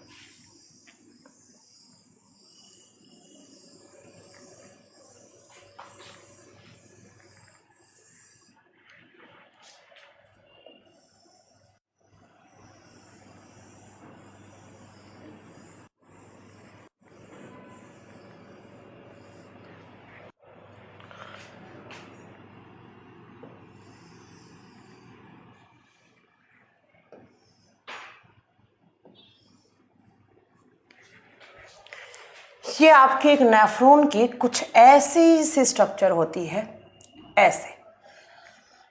यहां पर मैं आपको बता दूं एक बात कि आपका जो एक्सक्रीटरी सिस्टम है ना बच्चों, उसमें बहुत सारे ऐसे क्वेश्चंस आते हैं जो डायग्राम से पूछे जाते हैं। आपसे पूछा जाएगा बोमेन्स कैप्सूल क्या है, ग्लोमेरुलस फिल्टर क्या है, असेंडिंग लिम्ब क्या है, डिसेंडिंग लिम्ब क्या है, लूप ऑफ हेनले क्या है। ऐसे बहुत सारे क्वेश्चंस आएंगे, एक एक करके आपको सारे पढ़ने हैं।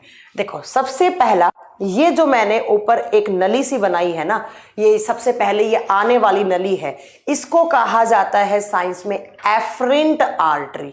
इसको नाम दिया जाता है एफरेंट आर्टरी।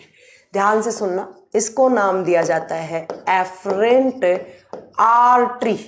इसका नाम होता है एफरेंट आर्टरी। इसका नाम होता है इफरेंट आर्टरी। इफरेंट आर्टरी सब पढ़ेंगे कि पहले नाम लिख लो। ये जो एक मैंने कप जैसी स्ट्रक्चर बनाई है, इस कप के अंदर क्या होते हैं, इस कप के अंदर ऐसे बहुत सारे फिल्टर लगे हुए होते हैं, छोटे छोटे ऐसे बहुत सारे फिल्टर लगे हुए होते हैं। ऐसे ऐसा लगेगा आपको जब एक नेफ्रॉन को आप इलेक्ट्रॉन माइक्रोस्कोप पे रखेंगे तो दिखने में ऐसा लगेगा एक कप है और उस कप के अंदर आपने मैगी डाल रखी है।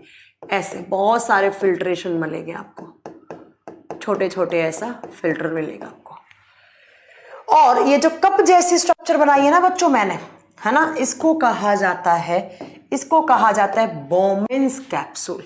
इसको नाम दिया जाता है बोमेन्स कैप्सूल।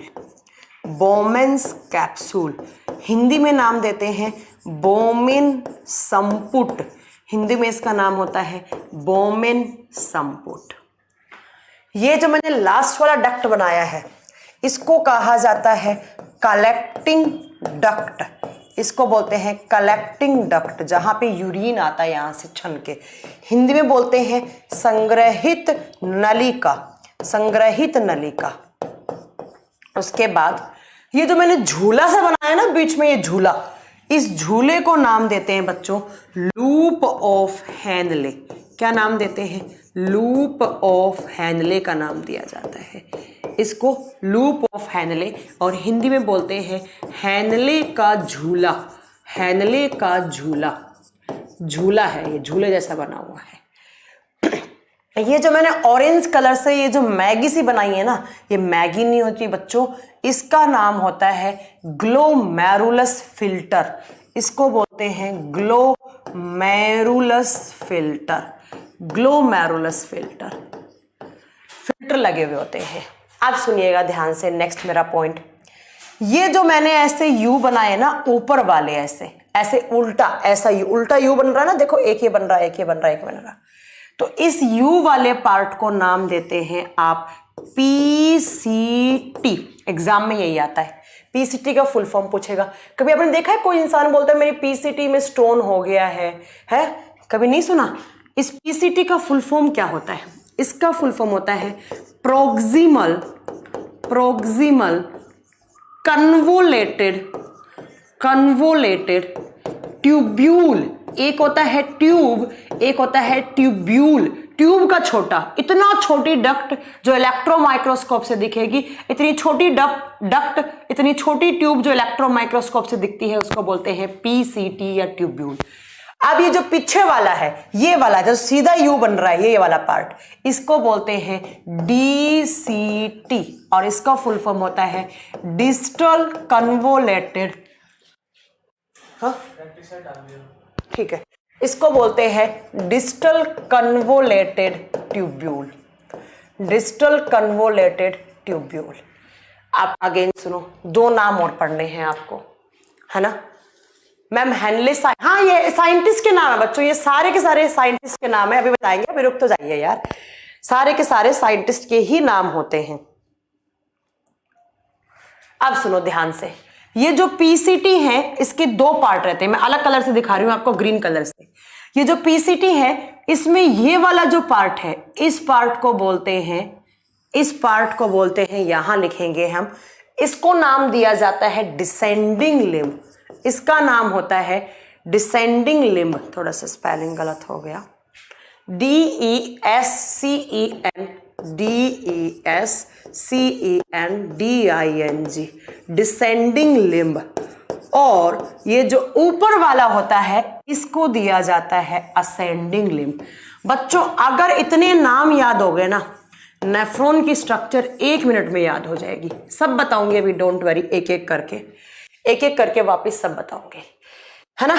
अब देखो हम एक एक बार रिपीट करते हैं वापस कि कैसे इनके नाम पढ़े, क्या क्या नाम हमें एग्जाम में पूछे जाते हैं और किस टाइप के क्वेश्चंस हमारे पास एग्जाम में आते हैं।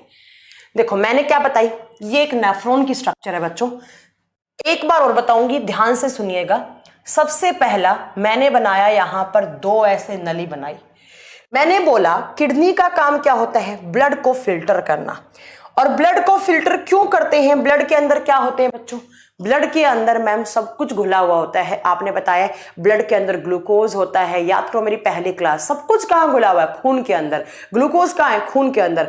और आपका जो अमाइनो एसिड्स है, अमीनो अम्ल है, वो कहाँ है, ग्लूकोज आपका खून के अंदर। आयंस कहाँ है, खून के अंदर।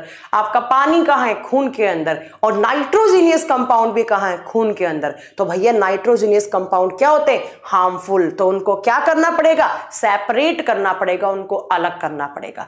तो अलग होने के लिए कौन से ऑर्गन के पास आएगा, खून घूमता घूमता घूमता घूमता सारे ऑर्गन से किसके पास आएगा, किडनी के पास।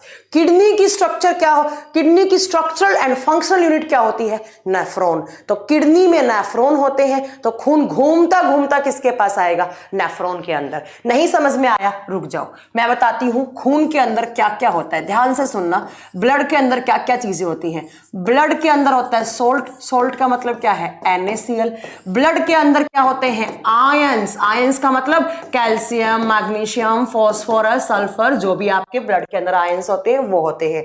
खून के अंदर क्या होता है, ग्लूकोज होता है। खून के अंदर क्या होता है बच्चों, पानी होता है, वाटर होता है। ये सारी चीजें किसके अंदर है, खून के अंदर। और खून के अंदर क्या घुला हुआ होता है, यूरिन भी कहां होता है, खून के अंदर। बट यूरिन क्या होता है, टॉक्सिक। क्यों होता है टॉक्सिक, बताइए जरा क्यों होता है टॉक्सिक, क्योंकि इसके अंदर क्या होते हैं, इसके अंदर नाइट्रोजीनियस कंपाउंड होते हैं। इसके अंदर कैसे यौगिक, नाइट्रोजन युक्त यौगिक। अब बच्चों मेरा सेंटेंस नेक्स्ट ध्यान से सुनना।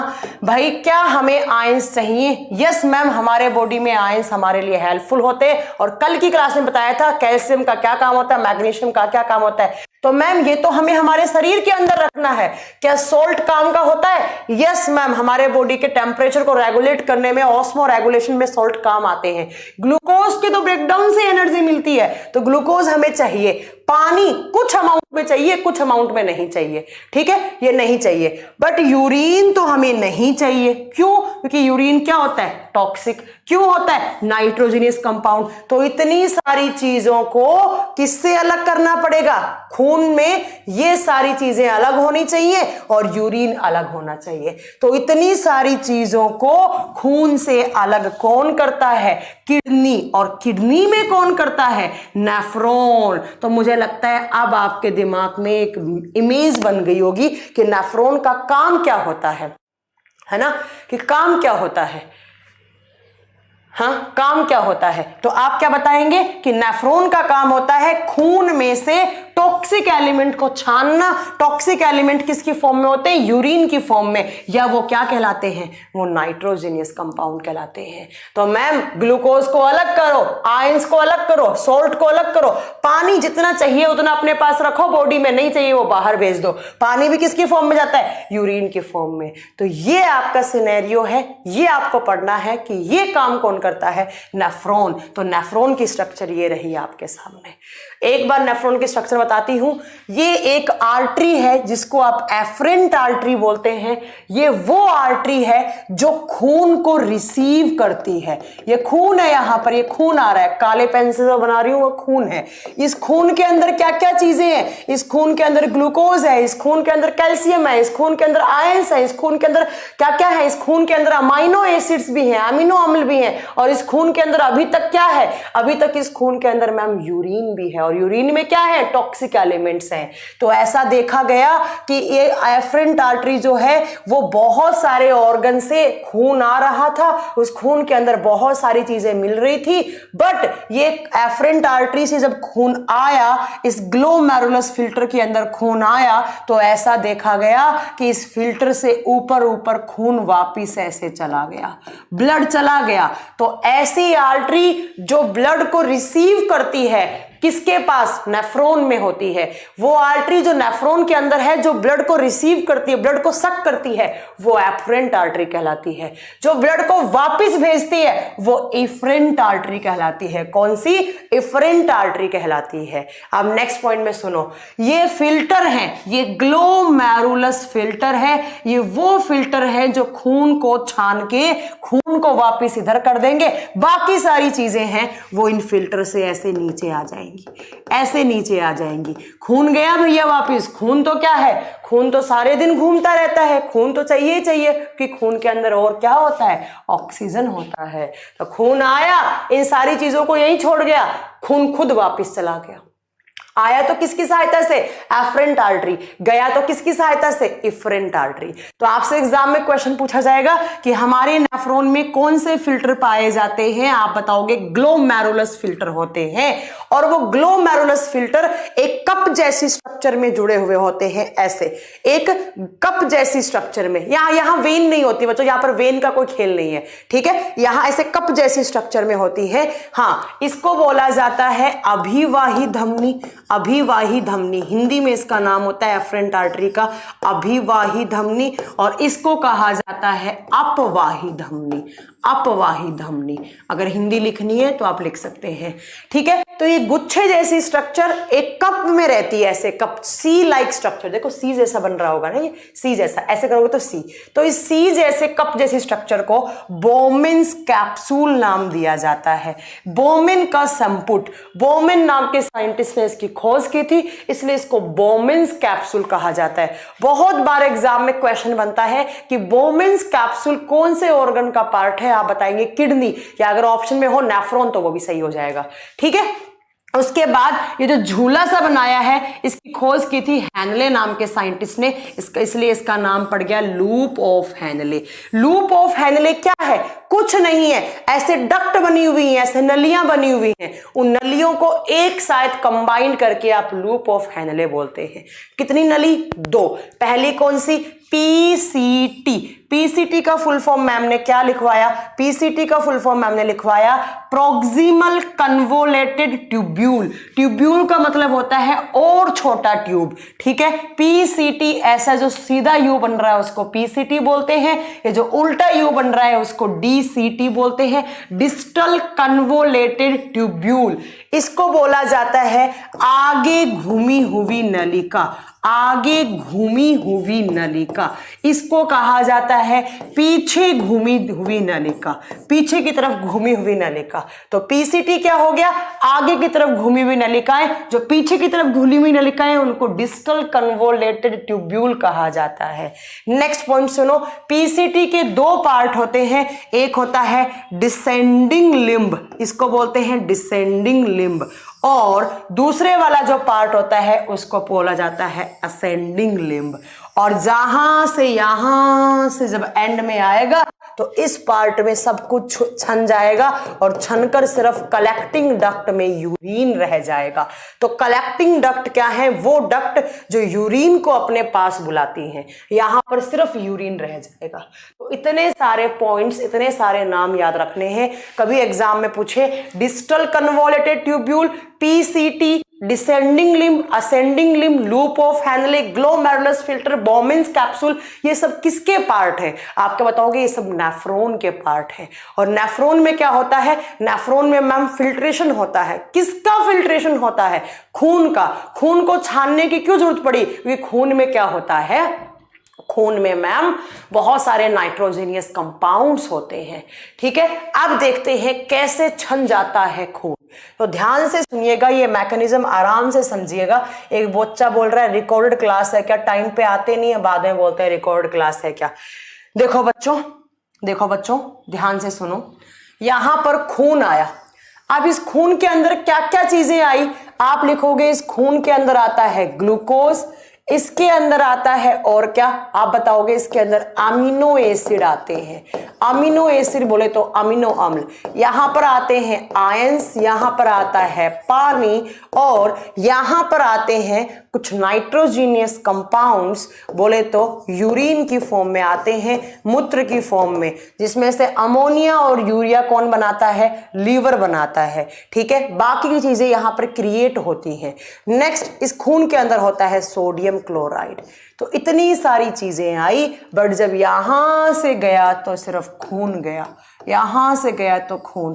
तो ये सारी की सारी चीजें बच्चों कहाँ रह गई, ये सारी की सारी चीजें इन फिल्टर में रह गई। इनफिल्ट्रेशन, ये ग्लोमेरुलस फिल्टर क्या है, बहुत सारी ऐसे छोटी छोटी छोटी छोटी बहुत सारी आपकी कैपिलरीज होती हैं, केशिकाएं होती हैं, उनका गुच्छा होता है। बहुत छोटी छोटी डक्ट है, नलिकाएं हैं, इतनी छोटी है कि जो वो छोटी छोटी डक्ट है वो खून को सक कर लेती है और उस खून को इधर भेज देती है, बाकी सारी चीजें यहां रह जाती हैं। अब आपसे एग्जाम में इन सारे के सारे चीजों के में इन सब के फंक्शंस पूछे जाएंगे कि क्या काम होता है डिसेंडिंग लिम्ब का, क्या काम होता है पीसीटी का, क्या काम होता है डीसीटी का, क्या काम होता है आपका कलेक्टिंग डक्ट का। तो एक एक करके मैं सारे के सारे पार्ट्स के फंक्शंस लिखवा देती हूं जो आपसे एग्जाम में पूछे जाएंगे।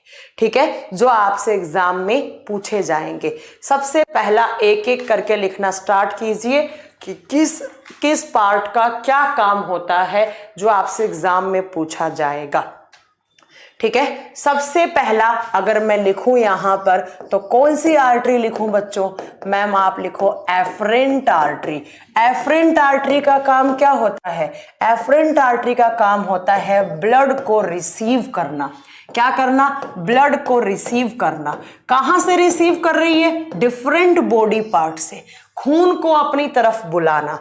अब जरा बताइए इस खून के अंदर क्या क्या लिखे मैम, इस खून के अंदर लिखिएगा आप, इसके अंदर होता है ग्लूकोज, इसके अंदर होता है सोडियम क्लोराइड, इसके अंदर होते हैं आयंस, और इस खून के अंदर और क्या क्या होता है, इस खून के अंदर मैम होता है पानी, और इस खून के अंदर और क्या होता है बच्चों, इसके अंदर होता है आपका अमीनो एसिड। तो ये सारी चीजें कहां पे आ जाती हैं, खून के अंदर आ गई।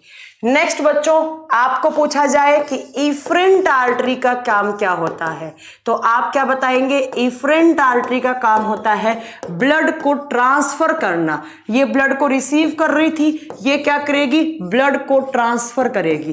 कहां करती है ब्लड ट्रांसफर, हमारे बॉडी ऑर्गन्स के बीच में। कहां ट्रांसफर, हमारे बॉडी के पार्ट्स के बीच में, बॉडी पार्ट्स में करती है, शरीर के अंगों के बीच में करती है। अब तीसरा आपसे एग्जाम में क्वेश्चन पूछा जाएगा कि what is glomerulus filter, what is glomerulus filter. Glomerulus filter क्या होता है, आप बताएंगे नेक्स्ट कि हमारे नेफ्रॉन में कुछ फिल्टर्स लगे हुए होते हैं जिनको ग्लोमेरुलस फिल्टर कहा जाता है, और हिंदी में बोला जाता है ग्लोमेरुलस गुच्छा। गुच्छा बना हुआ एक। ठीक है, अब ये क्या होता है आप बताओगे। पहली बात तो ये एक कप लाइक स्ट्रक्चर में जुड़े हुए होते हैं, और उस कप लाइक या उस सी जैसी स्ट्रक्चर को, कप लाइक स्ट्रक्चर को आप नाम क्या देते हैं, उसको नाम बोमेन्स कैप्सूल देते हैं। किसका कैप्सूल, बोमेन का, बोमेन संपुट नाम दिया जाता है।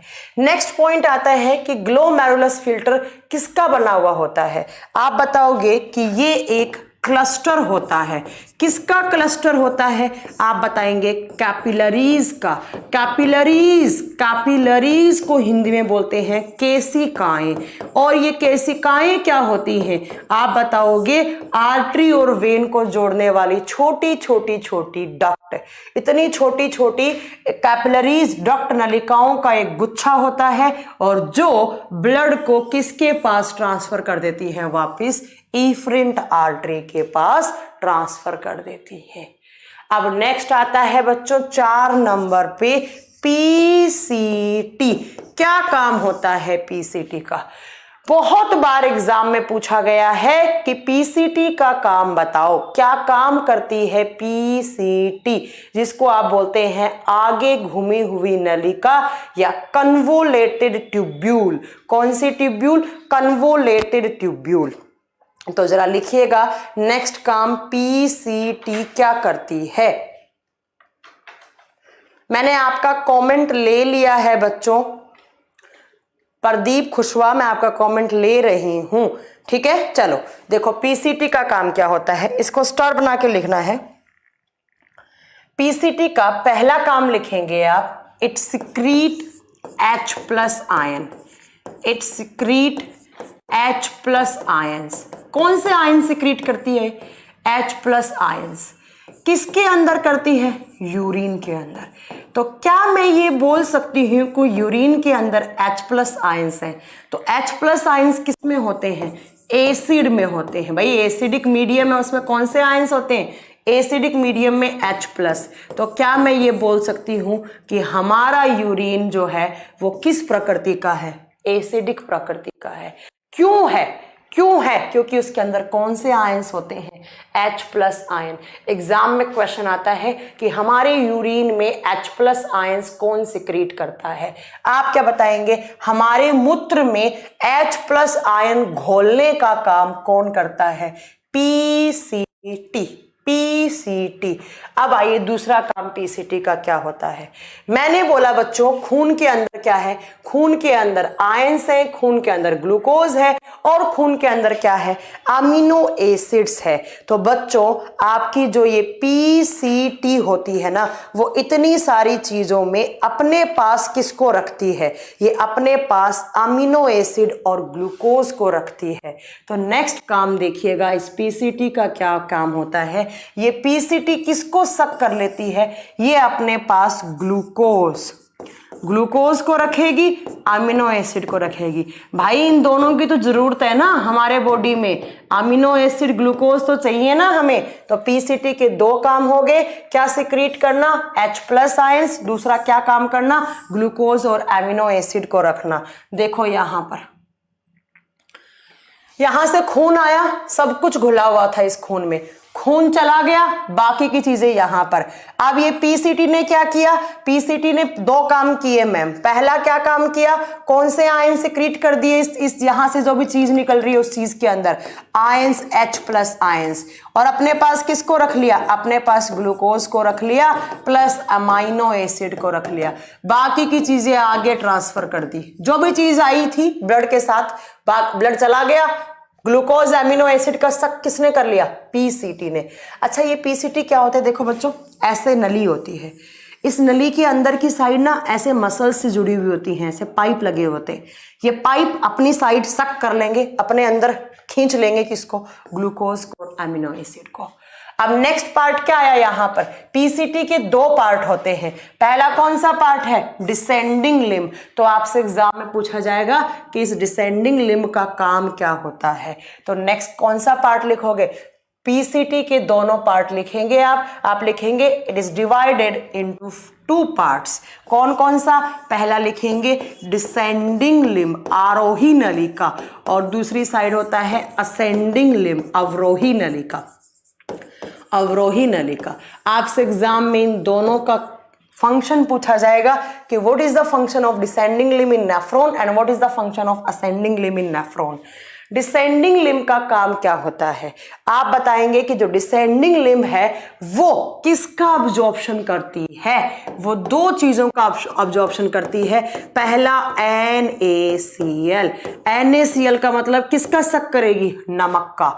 दूसरा जो पानी आया है उस पानी का, मैं एक टर्म लिख रही हूं ध्यान से सुनना, रीअब्जॉर्प्शन। क्या? रीअब्जॉर्प्शन। हिंदी में बोलते हैं पुनः अवशोषण। क्या मतलब हो गया पुनः अवशोषण का? देखो एक बार मैंने पानी पिया, मैं अभी पानी पी रही हूं, मैंने ऐसे पानी पिया, वैसे मुझे प्यास भी लग रही थी, मैंने पानी पिया, इस पानी को एक बार मेरी सेल्स ने क्या कर लिया? एब्जॉर्ब। दूसरी बारी में एब्जॉर्ब होएगा कहां पर, नेफ्रॉन में। भाई पानी पूरा नहीं निकलना चाहिए बाहर यूरिन की फॉर्म में, अगर पूरा पानी निकल जाएगा तो हमारे बॉडी में पानी की कमी हो जाएगी, हमें डिहाइड्रेशन हो जाएगा। तो एक बार पानी को मैंने पहली बार पिया तो मैंने उसका अवशोषण किया, दूसरी बार मेरी कौन कर रही होगी, नेफ्रॉन की डिसेंडिंग लिम्ब कर रही होगी। अब कुछ पानी, जितना पानी चाहिए उतना ये अब्जॉर्प्शन कर लेती है, बट पानी का दूसरी बार अब्जॉर्प्शन होता है, इसलिए पानी का मैंने यहां पर लिखा है रीअब्जॉर्प्शन, पुनः अवशोषण। कुछ अमाउंट में पानी रख लिया, बाकी का आगे चला गया। ठीक है, अब बात आती है कि असेंडिंग लिम्ब का काम क्या है। असेंडिंग लिम्ब क्या काम करती है, आप बताओगे। असेंडिंग लिम्ब्स में जो भी कुछ आयंस बचे हैं उनका क्या करना, उनका अब्जॉर्प्शन करना, उनका अवशोषण करना। उनका क्या करना, अवशोषण करना। असेंडिंग लिम्ब का काम क्या हो गया बच्चों, आयंस। वो आयंस किसकी फॉर्म में हो सकते हैं, वो आयंस थोड़ा बहुत सोडियम क्लोराइड यहां अब्जॉर्प्शन हो गया, थोड़ा बहुत अगर बच भी गया NaCl, कैल्शियम, मैग्नीशियम, फास्फोरस, ये सारे के सारे आयंस, या थोड़ा बहुत सोडियम क्लोराइड बच गया तो वो सारा कौन सक कर लेगा, असेंडिंग लिम्ब कर लेगा। देखो बच्चों ध्यान से सुनना मेरा एक सेंटेंस। आओ यहां पर, मैंने कहा पानी, खून के अंदर इतनी सारी चीजें घुली हुई थी, इसका भी अब्जॉर्प्शन हो गया, कुछ अमाउंट में पानी का हो गया, बाकी पानी आगे चला गया, उसके बाद आयंस का भी हो गया, ग्लूकोज का भी हो गया। तो मैम आप क्या बोलना चाह रही हैं कि सिर्फ क्या बचा, यूरिन बचा। यूरिन के अंदर क्या बचे, टॉक्सिक एलिमेंट। तो इस डायग्राम में आइए जरा, यहां से इतनी सारी चीजें चली, यहां से एक एक चीजें ऐसे PCT के दोनों पार्ट में इसका अब्जॉर्प्शन होता गया। जब DCT के पास आया तो DCT के पास कुछ अमाउंट में नाइट्रोजीनियस कंपाउंड्स आए, कुछ अमाउंट में पानी आया, और जो DCT है इसको ट्रांसफर कर देती है कहां पे, हमारे इस कलेक्टिंग डक्ट के अंदर। किसके अंदर, हमारे इस कलेक्टिंग डक्ट के अंदर। तो जब कलेक्टिंग डक्ट के अंदर चीज आई होगी, कलेक्टिंग डक्ट के अंदर आने से पहले सब कुछ चीजें एब्जॉर्ब हो चुकी होंगी, सिर्फ क्या बचा होगा, यूरिन बचा होगा। और यूरिन के अंदर क्या बचे होंगे, टॉक्सिक कंपाउंड्स बचे होंगे।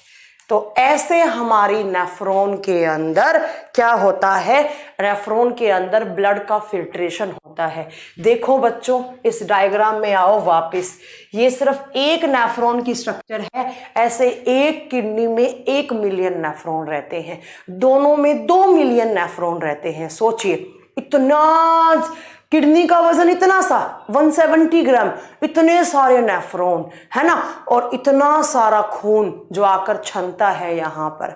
ठीक है, असेंडिंग में क्या बोल रहे हैं रोहन प्रहलाद बोरकर, असेंडिंग सेंडिंग नहीं होता है, डिसेंडिंग या असेंडिंग बताओ।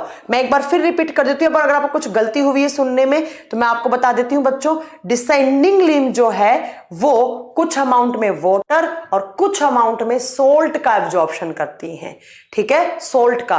और जो असेंडिंग होती है बच्चों वो क्या करती है, कुछ अमाउंट में बचा हुआ जो आयंस है या सोडियम क्लोराइड है उसका सक कर लेती है। वैसे इन दोनों का एक साथ जोड़कर डिसेंडिंग और असेंडिंग लिम्ब का काम इतना सा होता है, जो भी आयंस आए हैं उनको सक करना। ठीक है, तो ऐसे बहुत सारे फिल्टर लगे होते हैं और बहुत सारे फिल्टर से बहुत सारा खून फिल्टर होके आता है। खून अलग हो जाएगा, आयंस, ग्लूकोज, सोडियम क्लोराइड सब कुछ अलग हो जाएगा। सिर्फ क्या बचेगा, जब जाएगा तब यूरिन बचेगा। अब इस यूरिन के अंदर क्या क्या बचा, तो बच्चों एक चीज समझ लो ध्यान से, जो डायग्राम यहां बनाया था, आइए यहां पे, ये क्या है, नेफ्रॉन। ये नेफ्रॉन क्या करता है, फिल्ट्रेशन। किसको फिल्टर किया, खून को। खून क्या चला गया वापिस, क्या बचा, यूरिन। तो ऐसे आपके इस नेफ्रॉन के अंदर यहां से यूरिन टपक रहा है, ऐसे किसके अंदर, यूरेटर डक्ट के अंदर। तो ये यूरिन किसके अंदर आएगा, यूरेटर डक्ट के पास आएगा और धीरे धीरे कहां पे स्टोर हो जाएगा, यूरिनरी ब्लैडर में। और देन इस यूरिन को कहां से रिमूव करेंगे, यूरेथ्रा वाले पार्ट से रिमूव करेंगे। ठीक है। अब सुनो, एक बच्चा पूछ रहा है how much quantity of urine can be stored in gall bladder. लड़कों में अलग क्वांटिटी स्टोर होती है, लड़कियों में अलग, सब बताऊंगी, डोंट वरी। ठीक है, तो इसीलिए जो किडनी होती है बहुत यूजफुल ऑर्गन होती है। अगर किडनी नहीं होगा तो टॉक्सिक एलिमेंट्स बाहर रिमूव नहीं होंगे। रोशन कुमार, मैंने बता दिए, आपका डाउट क्लियर कर दिया, सुन लिया करो यार ध्यान से। मैंने बोला है कि डिसेंडिंग लिम्ब में सोडियम क्लोराइड का मेनली शक होता है और जो बचे हुए आयंस हैं वो असेंडिंग लिम्ब में चले जाते हैं। जब दोनों को एक साथ जोड़ोगे तो इसका प्रॉपर तरीके से एक ही काम निकल के आएगा और वो क्या आएगा, आयंस का एब्जॉर्प्शन करना, आयन का अवशोषण करना। मैम ग्लोमेरुलस फिल्टर को क्लियर करवा दीजिए। ग्लोमेरुलस फिल्टर कुछ नहीं होते हैं, ऐसे बहुत सारी छोटी छोटी आर्टरीज का एक गुच्छा सा बना हुआ होता है और ये आर्टरीज क्या करती हैं, अपने पास ब्लड को रख लेती है और रख के इफरेंट आर्टरी को ट्रांसफर कर देती है, बाकी सारी चीजें इनसे नीचे आ जाती हैं। इनको बोलते हैं क्या, इसको बोलते हैं glomerulus filter, glomerulus filter.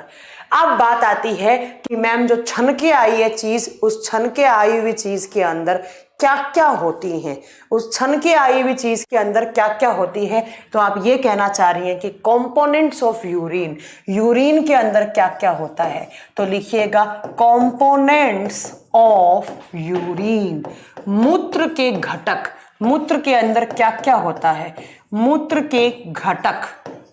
Urine के अंदर कौन कौन से कंपोनेंट्स होते हैं। यूरिन के अंदर दो टाइप के कंपोनेंट्स होते हैं बच्चों, कौन कौन सा, तो ध्यान से सुनिए। एक होते हैं नॉर्मल कंपोनेंट्स जो नॉर्मली निकलते हैं, नॉर्मल कंपोनेंट्स, सामान्य घटक जो होने चाहिए, जो नॉर्मली सबके यूरिन में होते हैं। और दूसरी साइड अबनॉर्मल, अबनॉर्मल होते ही आपको बीमारियां हो जाएंगी, याद रखिएगा। अबनॉर्मल कंपोनेंट्स, असामान्य घटक, असामान्य घटक, ये आते ही बच्चों बीमारियां हो जाएंगी, है ना। तो देखो नॉर्मल कंपोनेंट्स में आपके यूरिन में क्या क्या आएगा, नॉर्मल कंपोनेंट्स में यूरिन में क्या क्या चीजें होती हैं, बस यही आपका एग्जाम में क्वेश्चन बनता है। सबसे पहला क्वेश्चन आता है यहाँ पर कि यूरिन में कितना परसेंट वाटर होता है। यूरिन में 95% वाटर होता है। भैया जितना पानी जरूरत थी उतना पानी रख लिया हमारी लिम्ब ने, बाकी का ट्रांसफर कर दिया, है ना, है ना। पीसीटी ने क्या किया, पीसीटी के पार्ट से जितना पानी चाहिए था उतना पानी रख लिया, बाकी का छोड़ दिया। ठीक है, देखिए तो 95% हमारी यूरिन में पानी होता है। 2.6% में यूरिया होता है और इस यूरिया का निर्माण किसने किया था, लीवर ने। लीवर ने किसके अंदर घोल दिया था, ब्लड के अंदर। और ब्लड किसके पास आया छनने के लिए, किडनी के पास। तो किडनी ने क्या कर दिया इसको, ये अलग, बट किसकी फॉर्म में, यूरिन के फॉर्म में।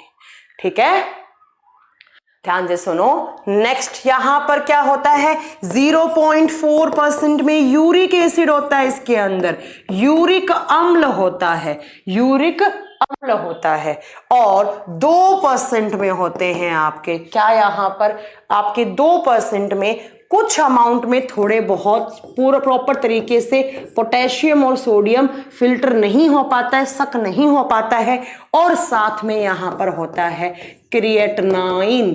अब आप में से कुछ बच्चे सोच रहे होंगे कि मैम सब वर्ड समझ में आ गए, ये क्रिएटिनाइन कहाँ से आया है, क्रिएटिनाइन कहाँ से उठाकर ले आई आप।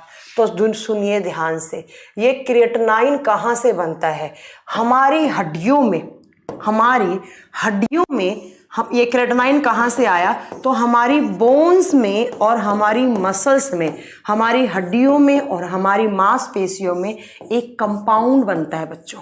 कौन सा कंपाउंड बनता है, उसको बोलते हैं क्रिएटिनाइन फॉस्फेट, क्रिएटिनाइन फॉस्फेट। और जब ये क्रिएटिनाइन फॉस्फेट टूटता है, ध्यान से सुनिएगा, जब ये क्रिएटिनाइन फॉस्फेट का ब्रेकडाउन होता है, क्या होता है इसका ब्रेकडाउन, तो टूटता है तो क्या बनता है, क्रिएटिनाइन फॉस्फेट्स के टूटने से क्रिएटिनाइन बनता है। और ये क्या होता है, हार्मफुल, क्योंकि ये कैसा कंपाउंड है, ये नाइट्रोजीनियस कंपाउंड है।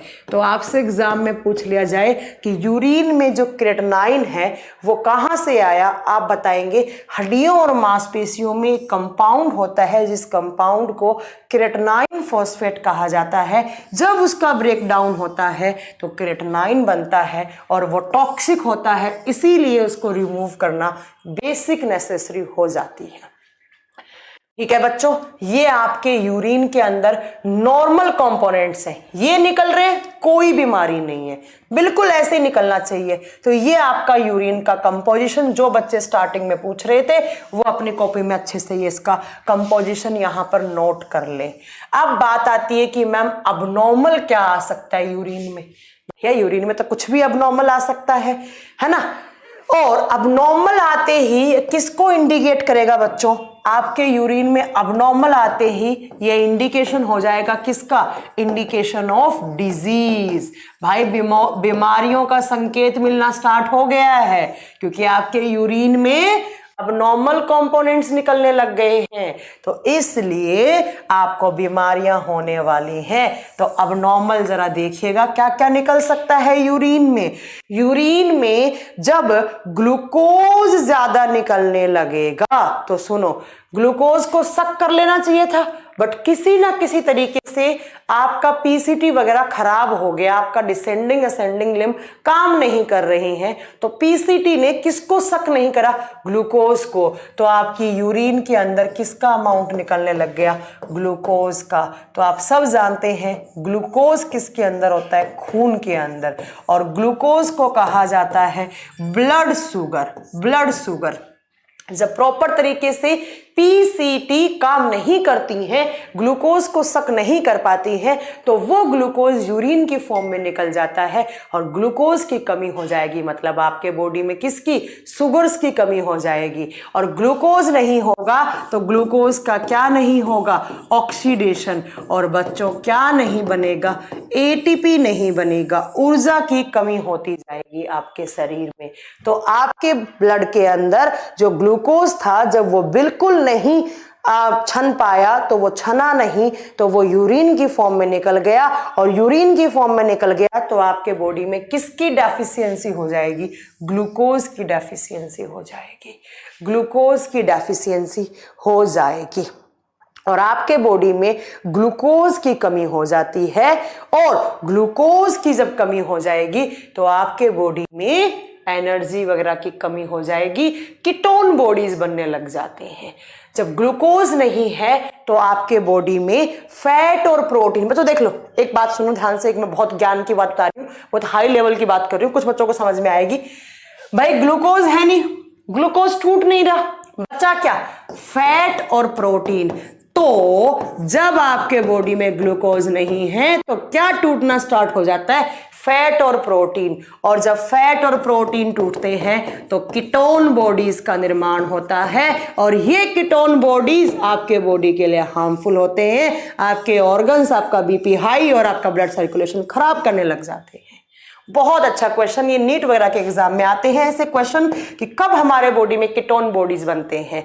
तो आप बताएंगे कि जब हमारे बॉडी में यूरिन की फॉर्म में ग्लूकोज बाहर निकल जाता है तो ब्रेकडाउन होता है फैट का, वसा का और प्रोटीन का, और फैट और वसा जब टूटती है तो कीटोन बॉडीज बनती है, और ये कीटोन बॉडी हमारे बॉडी के लिए हार्मफुल होती हैं।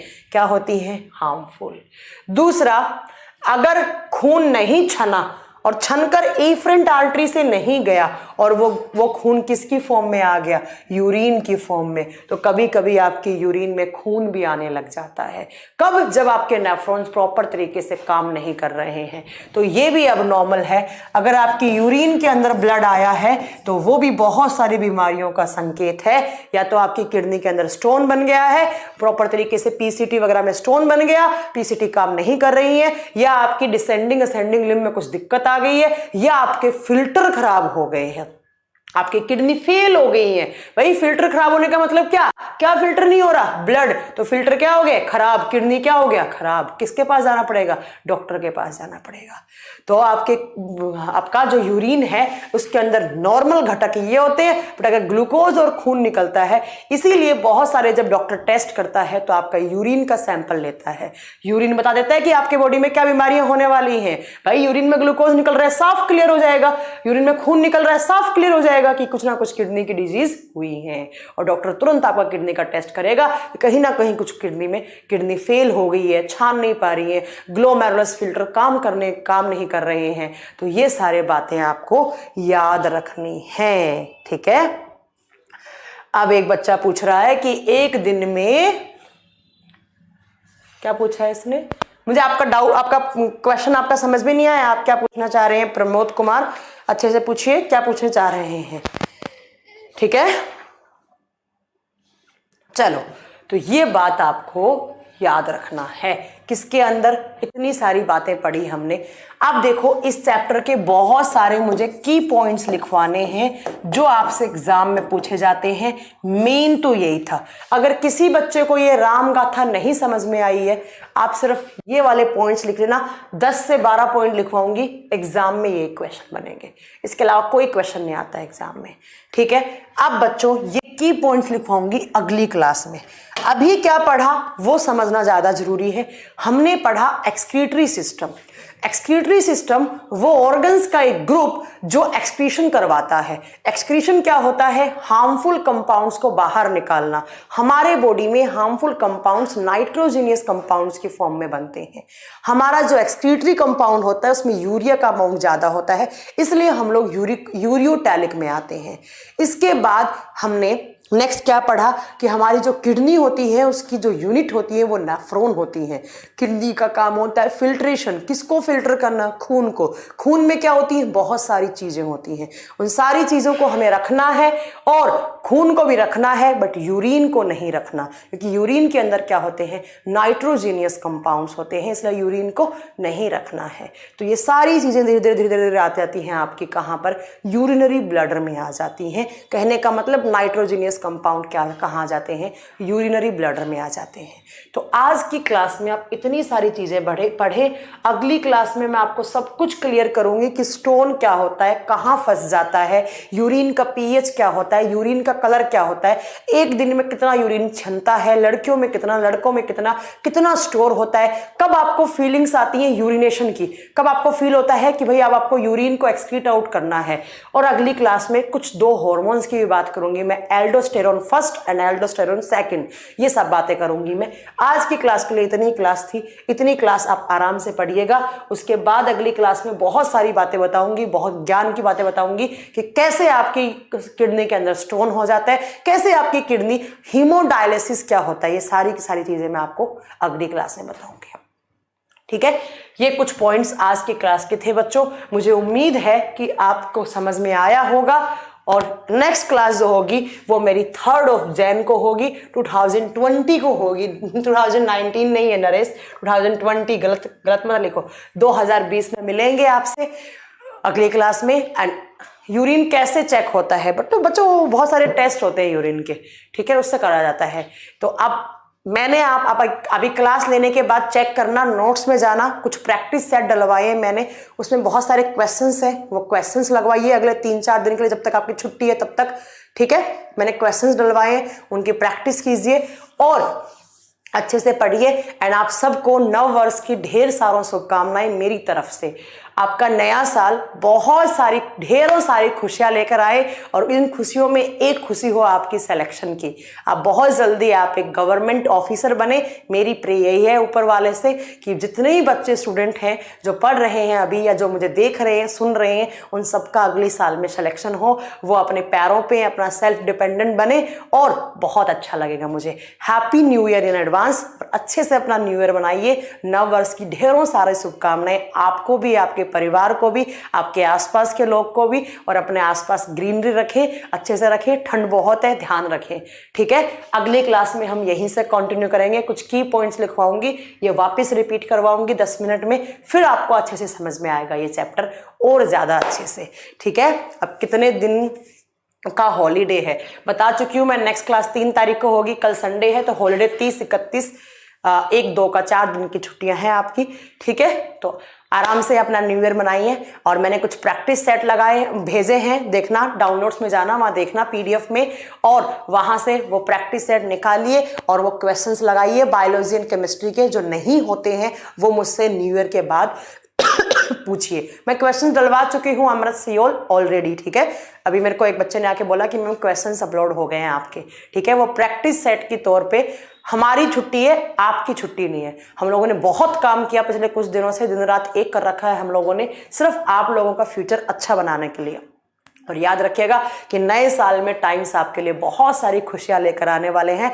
टाइम्स आपको टेस्ट सीरीज में मिलेगा, टाइम्स आपको सीटेट में मिलेगा, टाइम्स आपको डिफेंस में मिलेगा। तो हमें कुछ काम करना है टाइम्स के हित के लिए और आप बच्चों के हित के लिए। बहुत सारी टेस्ट सीरीज बनानी है और साथ में हम लोगों को एक छोटा सा ब्रेक चाहिए, क्योंकि इतना काम, इतना पढ़ा करना, कभी कभी ऐसा होता है, ट्रस्ट मी, कभी कभी ऐसा होता है 12-13 घंटे कैमरे के सामने पढ़ाना होता है, ये दिमाग ना ये एकदम सुन्न हो जाता है। तो मुझे कम से कम 4-5 दिन का ब्रेक चाहिए अब, ताकि मैं थोड़ा सा फ्रेश होके आऊं और अच्छे से पढ़ा पाऊं। क्योंकि अगर ऐसे ही पढ़ाती रही मैं 12-13 घंटे तो एक दिन मेरा दिमाग है वो फट जाएगा और इसके अंदर भूसा है वो बाहर निकल जाएगा, और कुछ नहीं है।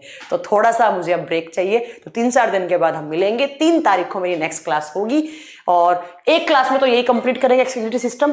उसके बाद हम नेक्स्ट क्लास में क्या पढ़ेंगे, केमिस्ट्री वाला पार्ट वापस आ जाएंगे हम, ठीक है। हैप्पी न्यू ईयर, नववर्ष की ढेरों सारे शुभकामनाएं आपको। बने रहें टाइम्स के साथ। टाइम्स के कल यूट्यूब पे लाइव आना ना भूले, एक इवेंट लगेगा कि न्यू ईयर पे टाइम्स की तरफ से क्या सरप्राइज है आपके लिए, तो उस इवेंट में आना ना भूले, उसका पार्ट बनना ना भूले, क्योंकि बहुत सारे सरप्राइज है आपके लिए। बहुत सारे बैचेस पे बहुत सारी छूट मिलने वाली है आपको। तो कल आप यूट्यूब पे बने रहें हमसे, और कल यूट्यूब पे 12 या 1 बजे कुछ अनाउंसमेंट किए जाएंगे, जिसमें बहुत सारे बैचेस पे आपको डिस्काउंट मिलने वाला है। तो आप बने रहें हमारे यूट्यूब पेज पे और stay tuned with times coaching. और अपना अच्छा करें, अपने परिवार के लिए अच्छा करें और सबके लिए अच्छा करें, और बहुत अच्छे से अपना न्यू ईयर बनाइए, खुशी खुशी से बनाइए। अगली साल में मिलेंगे, अगली साल बोले तो 2020 में मिलेंगे। Thank you so much guys, have a nice day, और अच्छे से न्यू ईयर मनाइए और बहुत खुशी के साथ मनाइए और बहुत पॉजिटिविटी के साथ मनाइए। कोई बच्चा ये नहीं सोचेगा कि मैंने कुछ नहीं पढ़ा है, कुछ पढ़ नहीं पाया हूं। कोई बच्चा अपने मन में नेगेटिविटी नहीं रखेगा और सिर्फ अपने न्यू ईयर वाले दिन पे एक ही रिजोल्यूशन ले, क्या, कि मुझे इस साल एक गवर्नमेंट जॉब चाहिए ही चाहिए, कैसे भी करके चाहिए मुझे, ठीक है। हाँ, भरत सर पटना में आज रात की फ्लाइट है, क्लास के बाद वो आ जाएंगे, कल हम अनाउंस करेंगे। रिकॉर्डेड क्लास नहीं है रोहिता सैनी, इतनी देर से नाम बोल रही हूं फिर भी बोल रहे हैं आप रिकॉर्डेड क्लास है, और आप मुझसे उम्मीद करते हैं कि मैं आपसे आराम से पेश आऊं, ठीक है। चलो, thank you so much, bye, take care.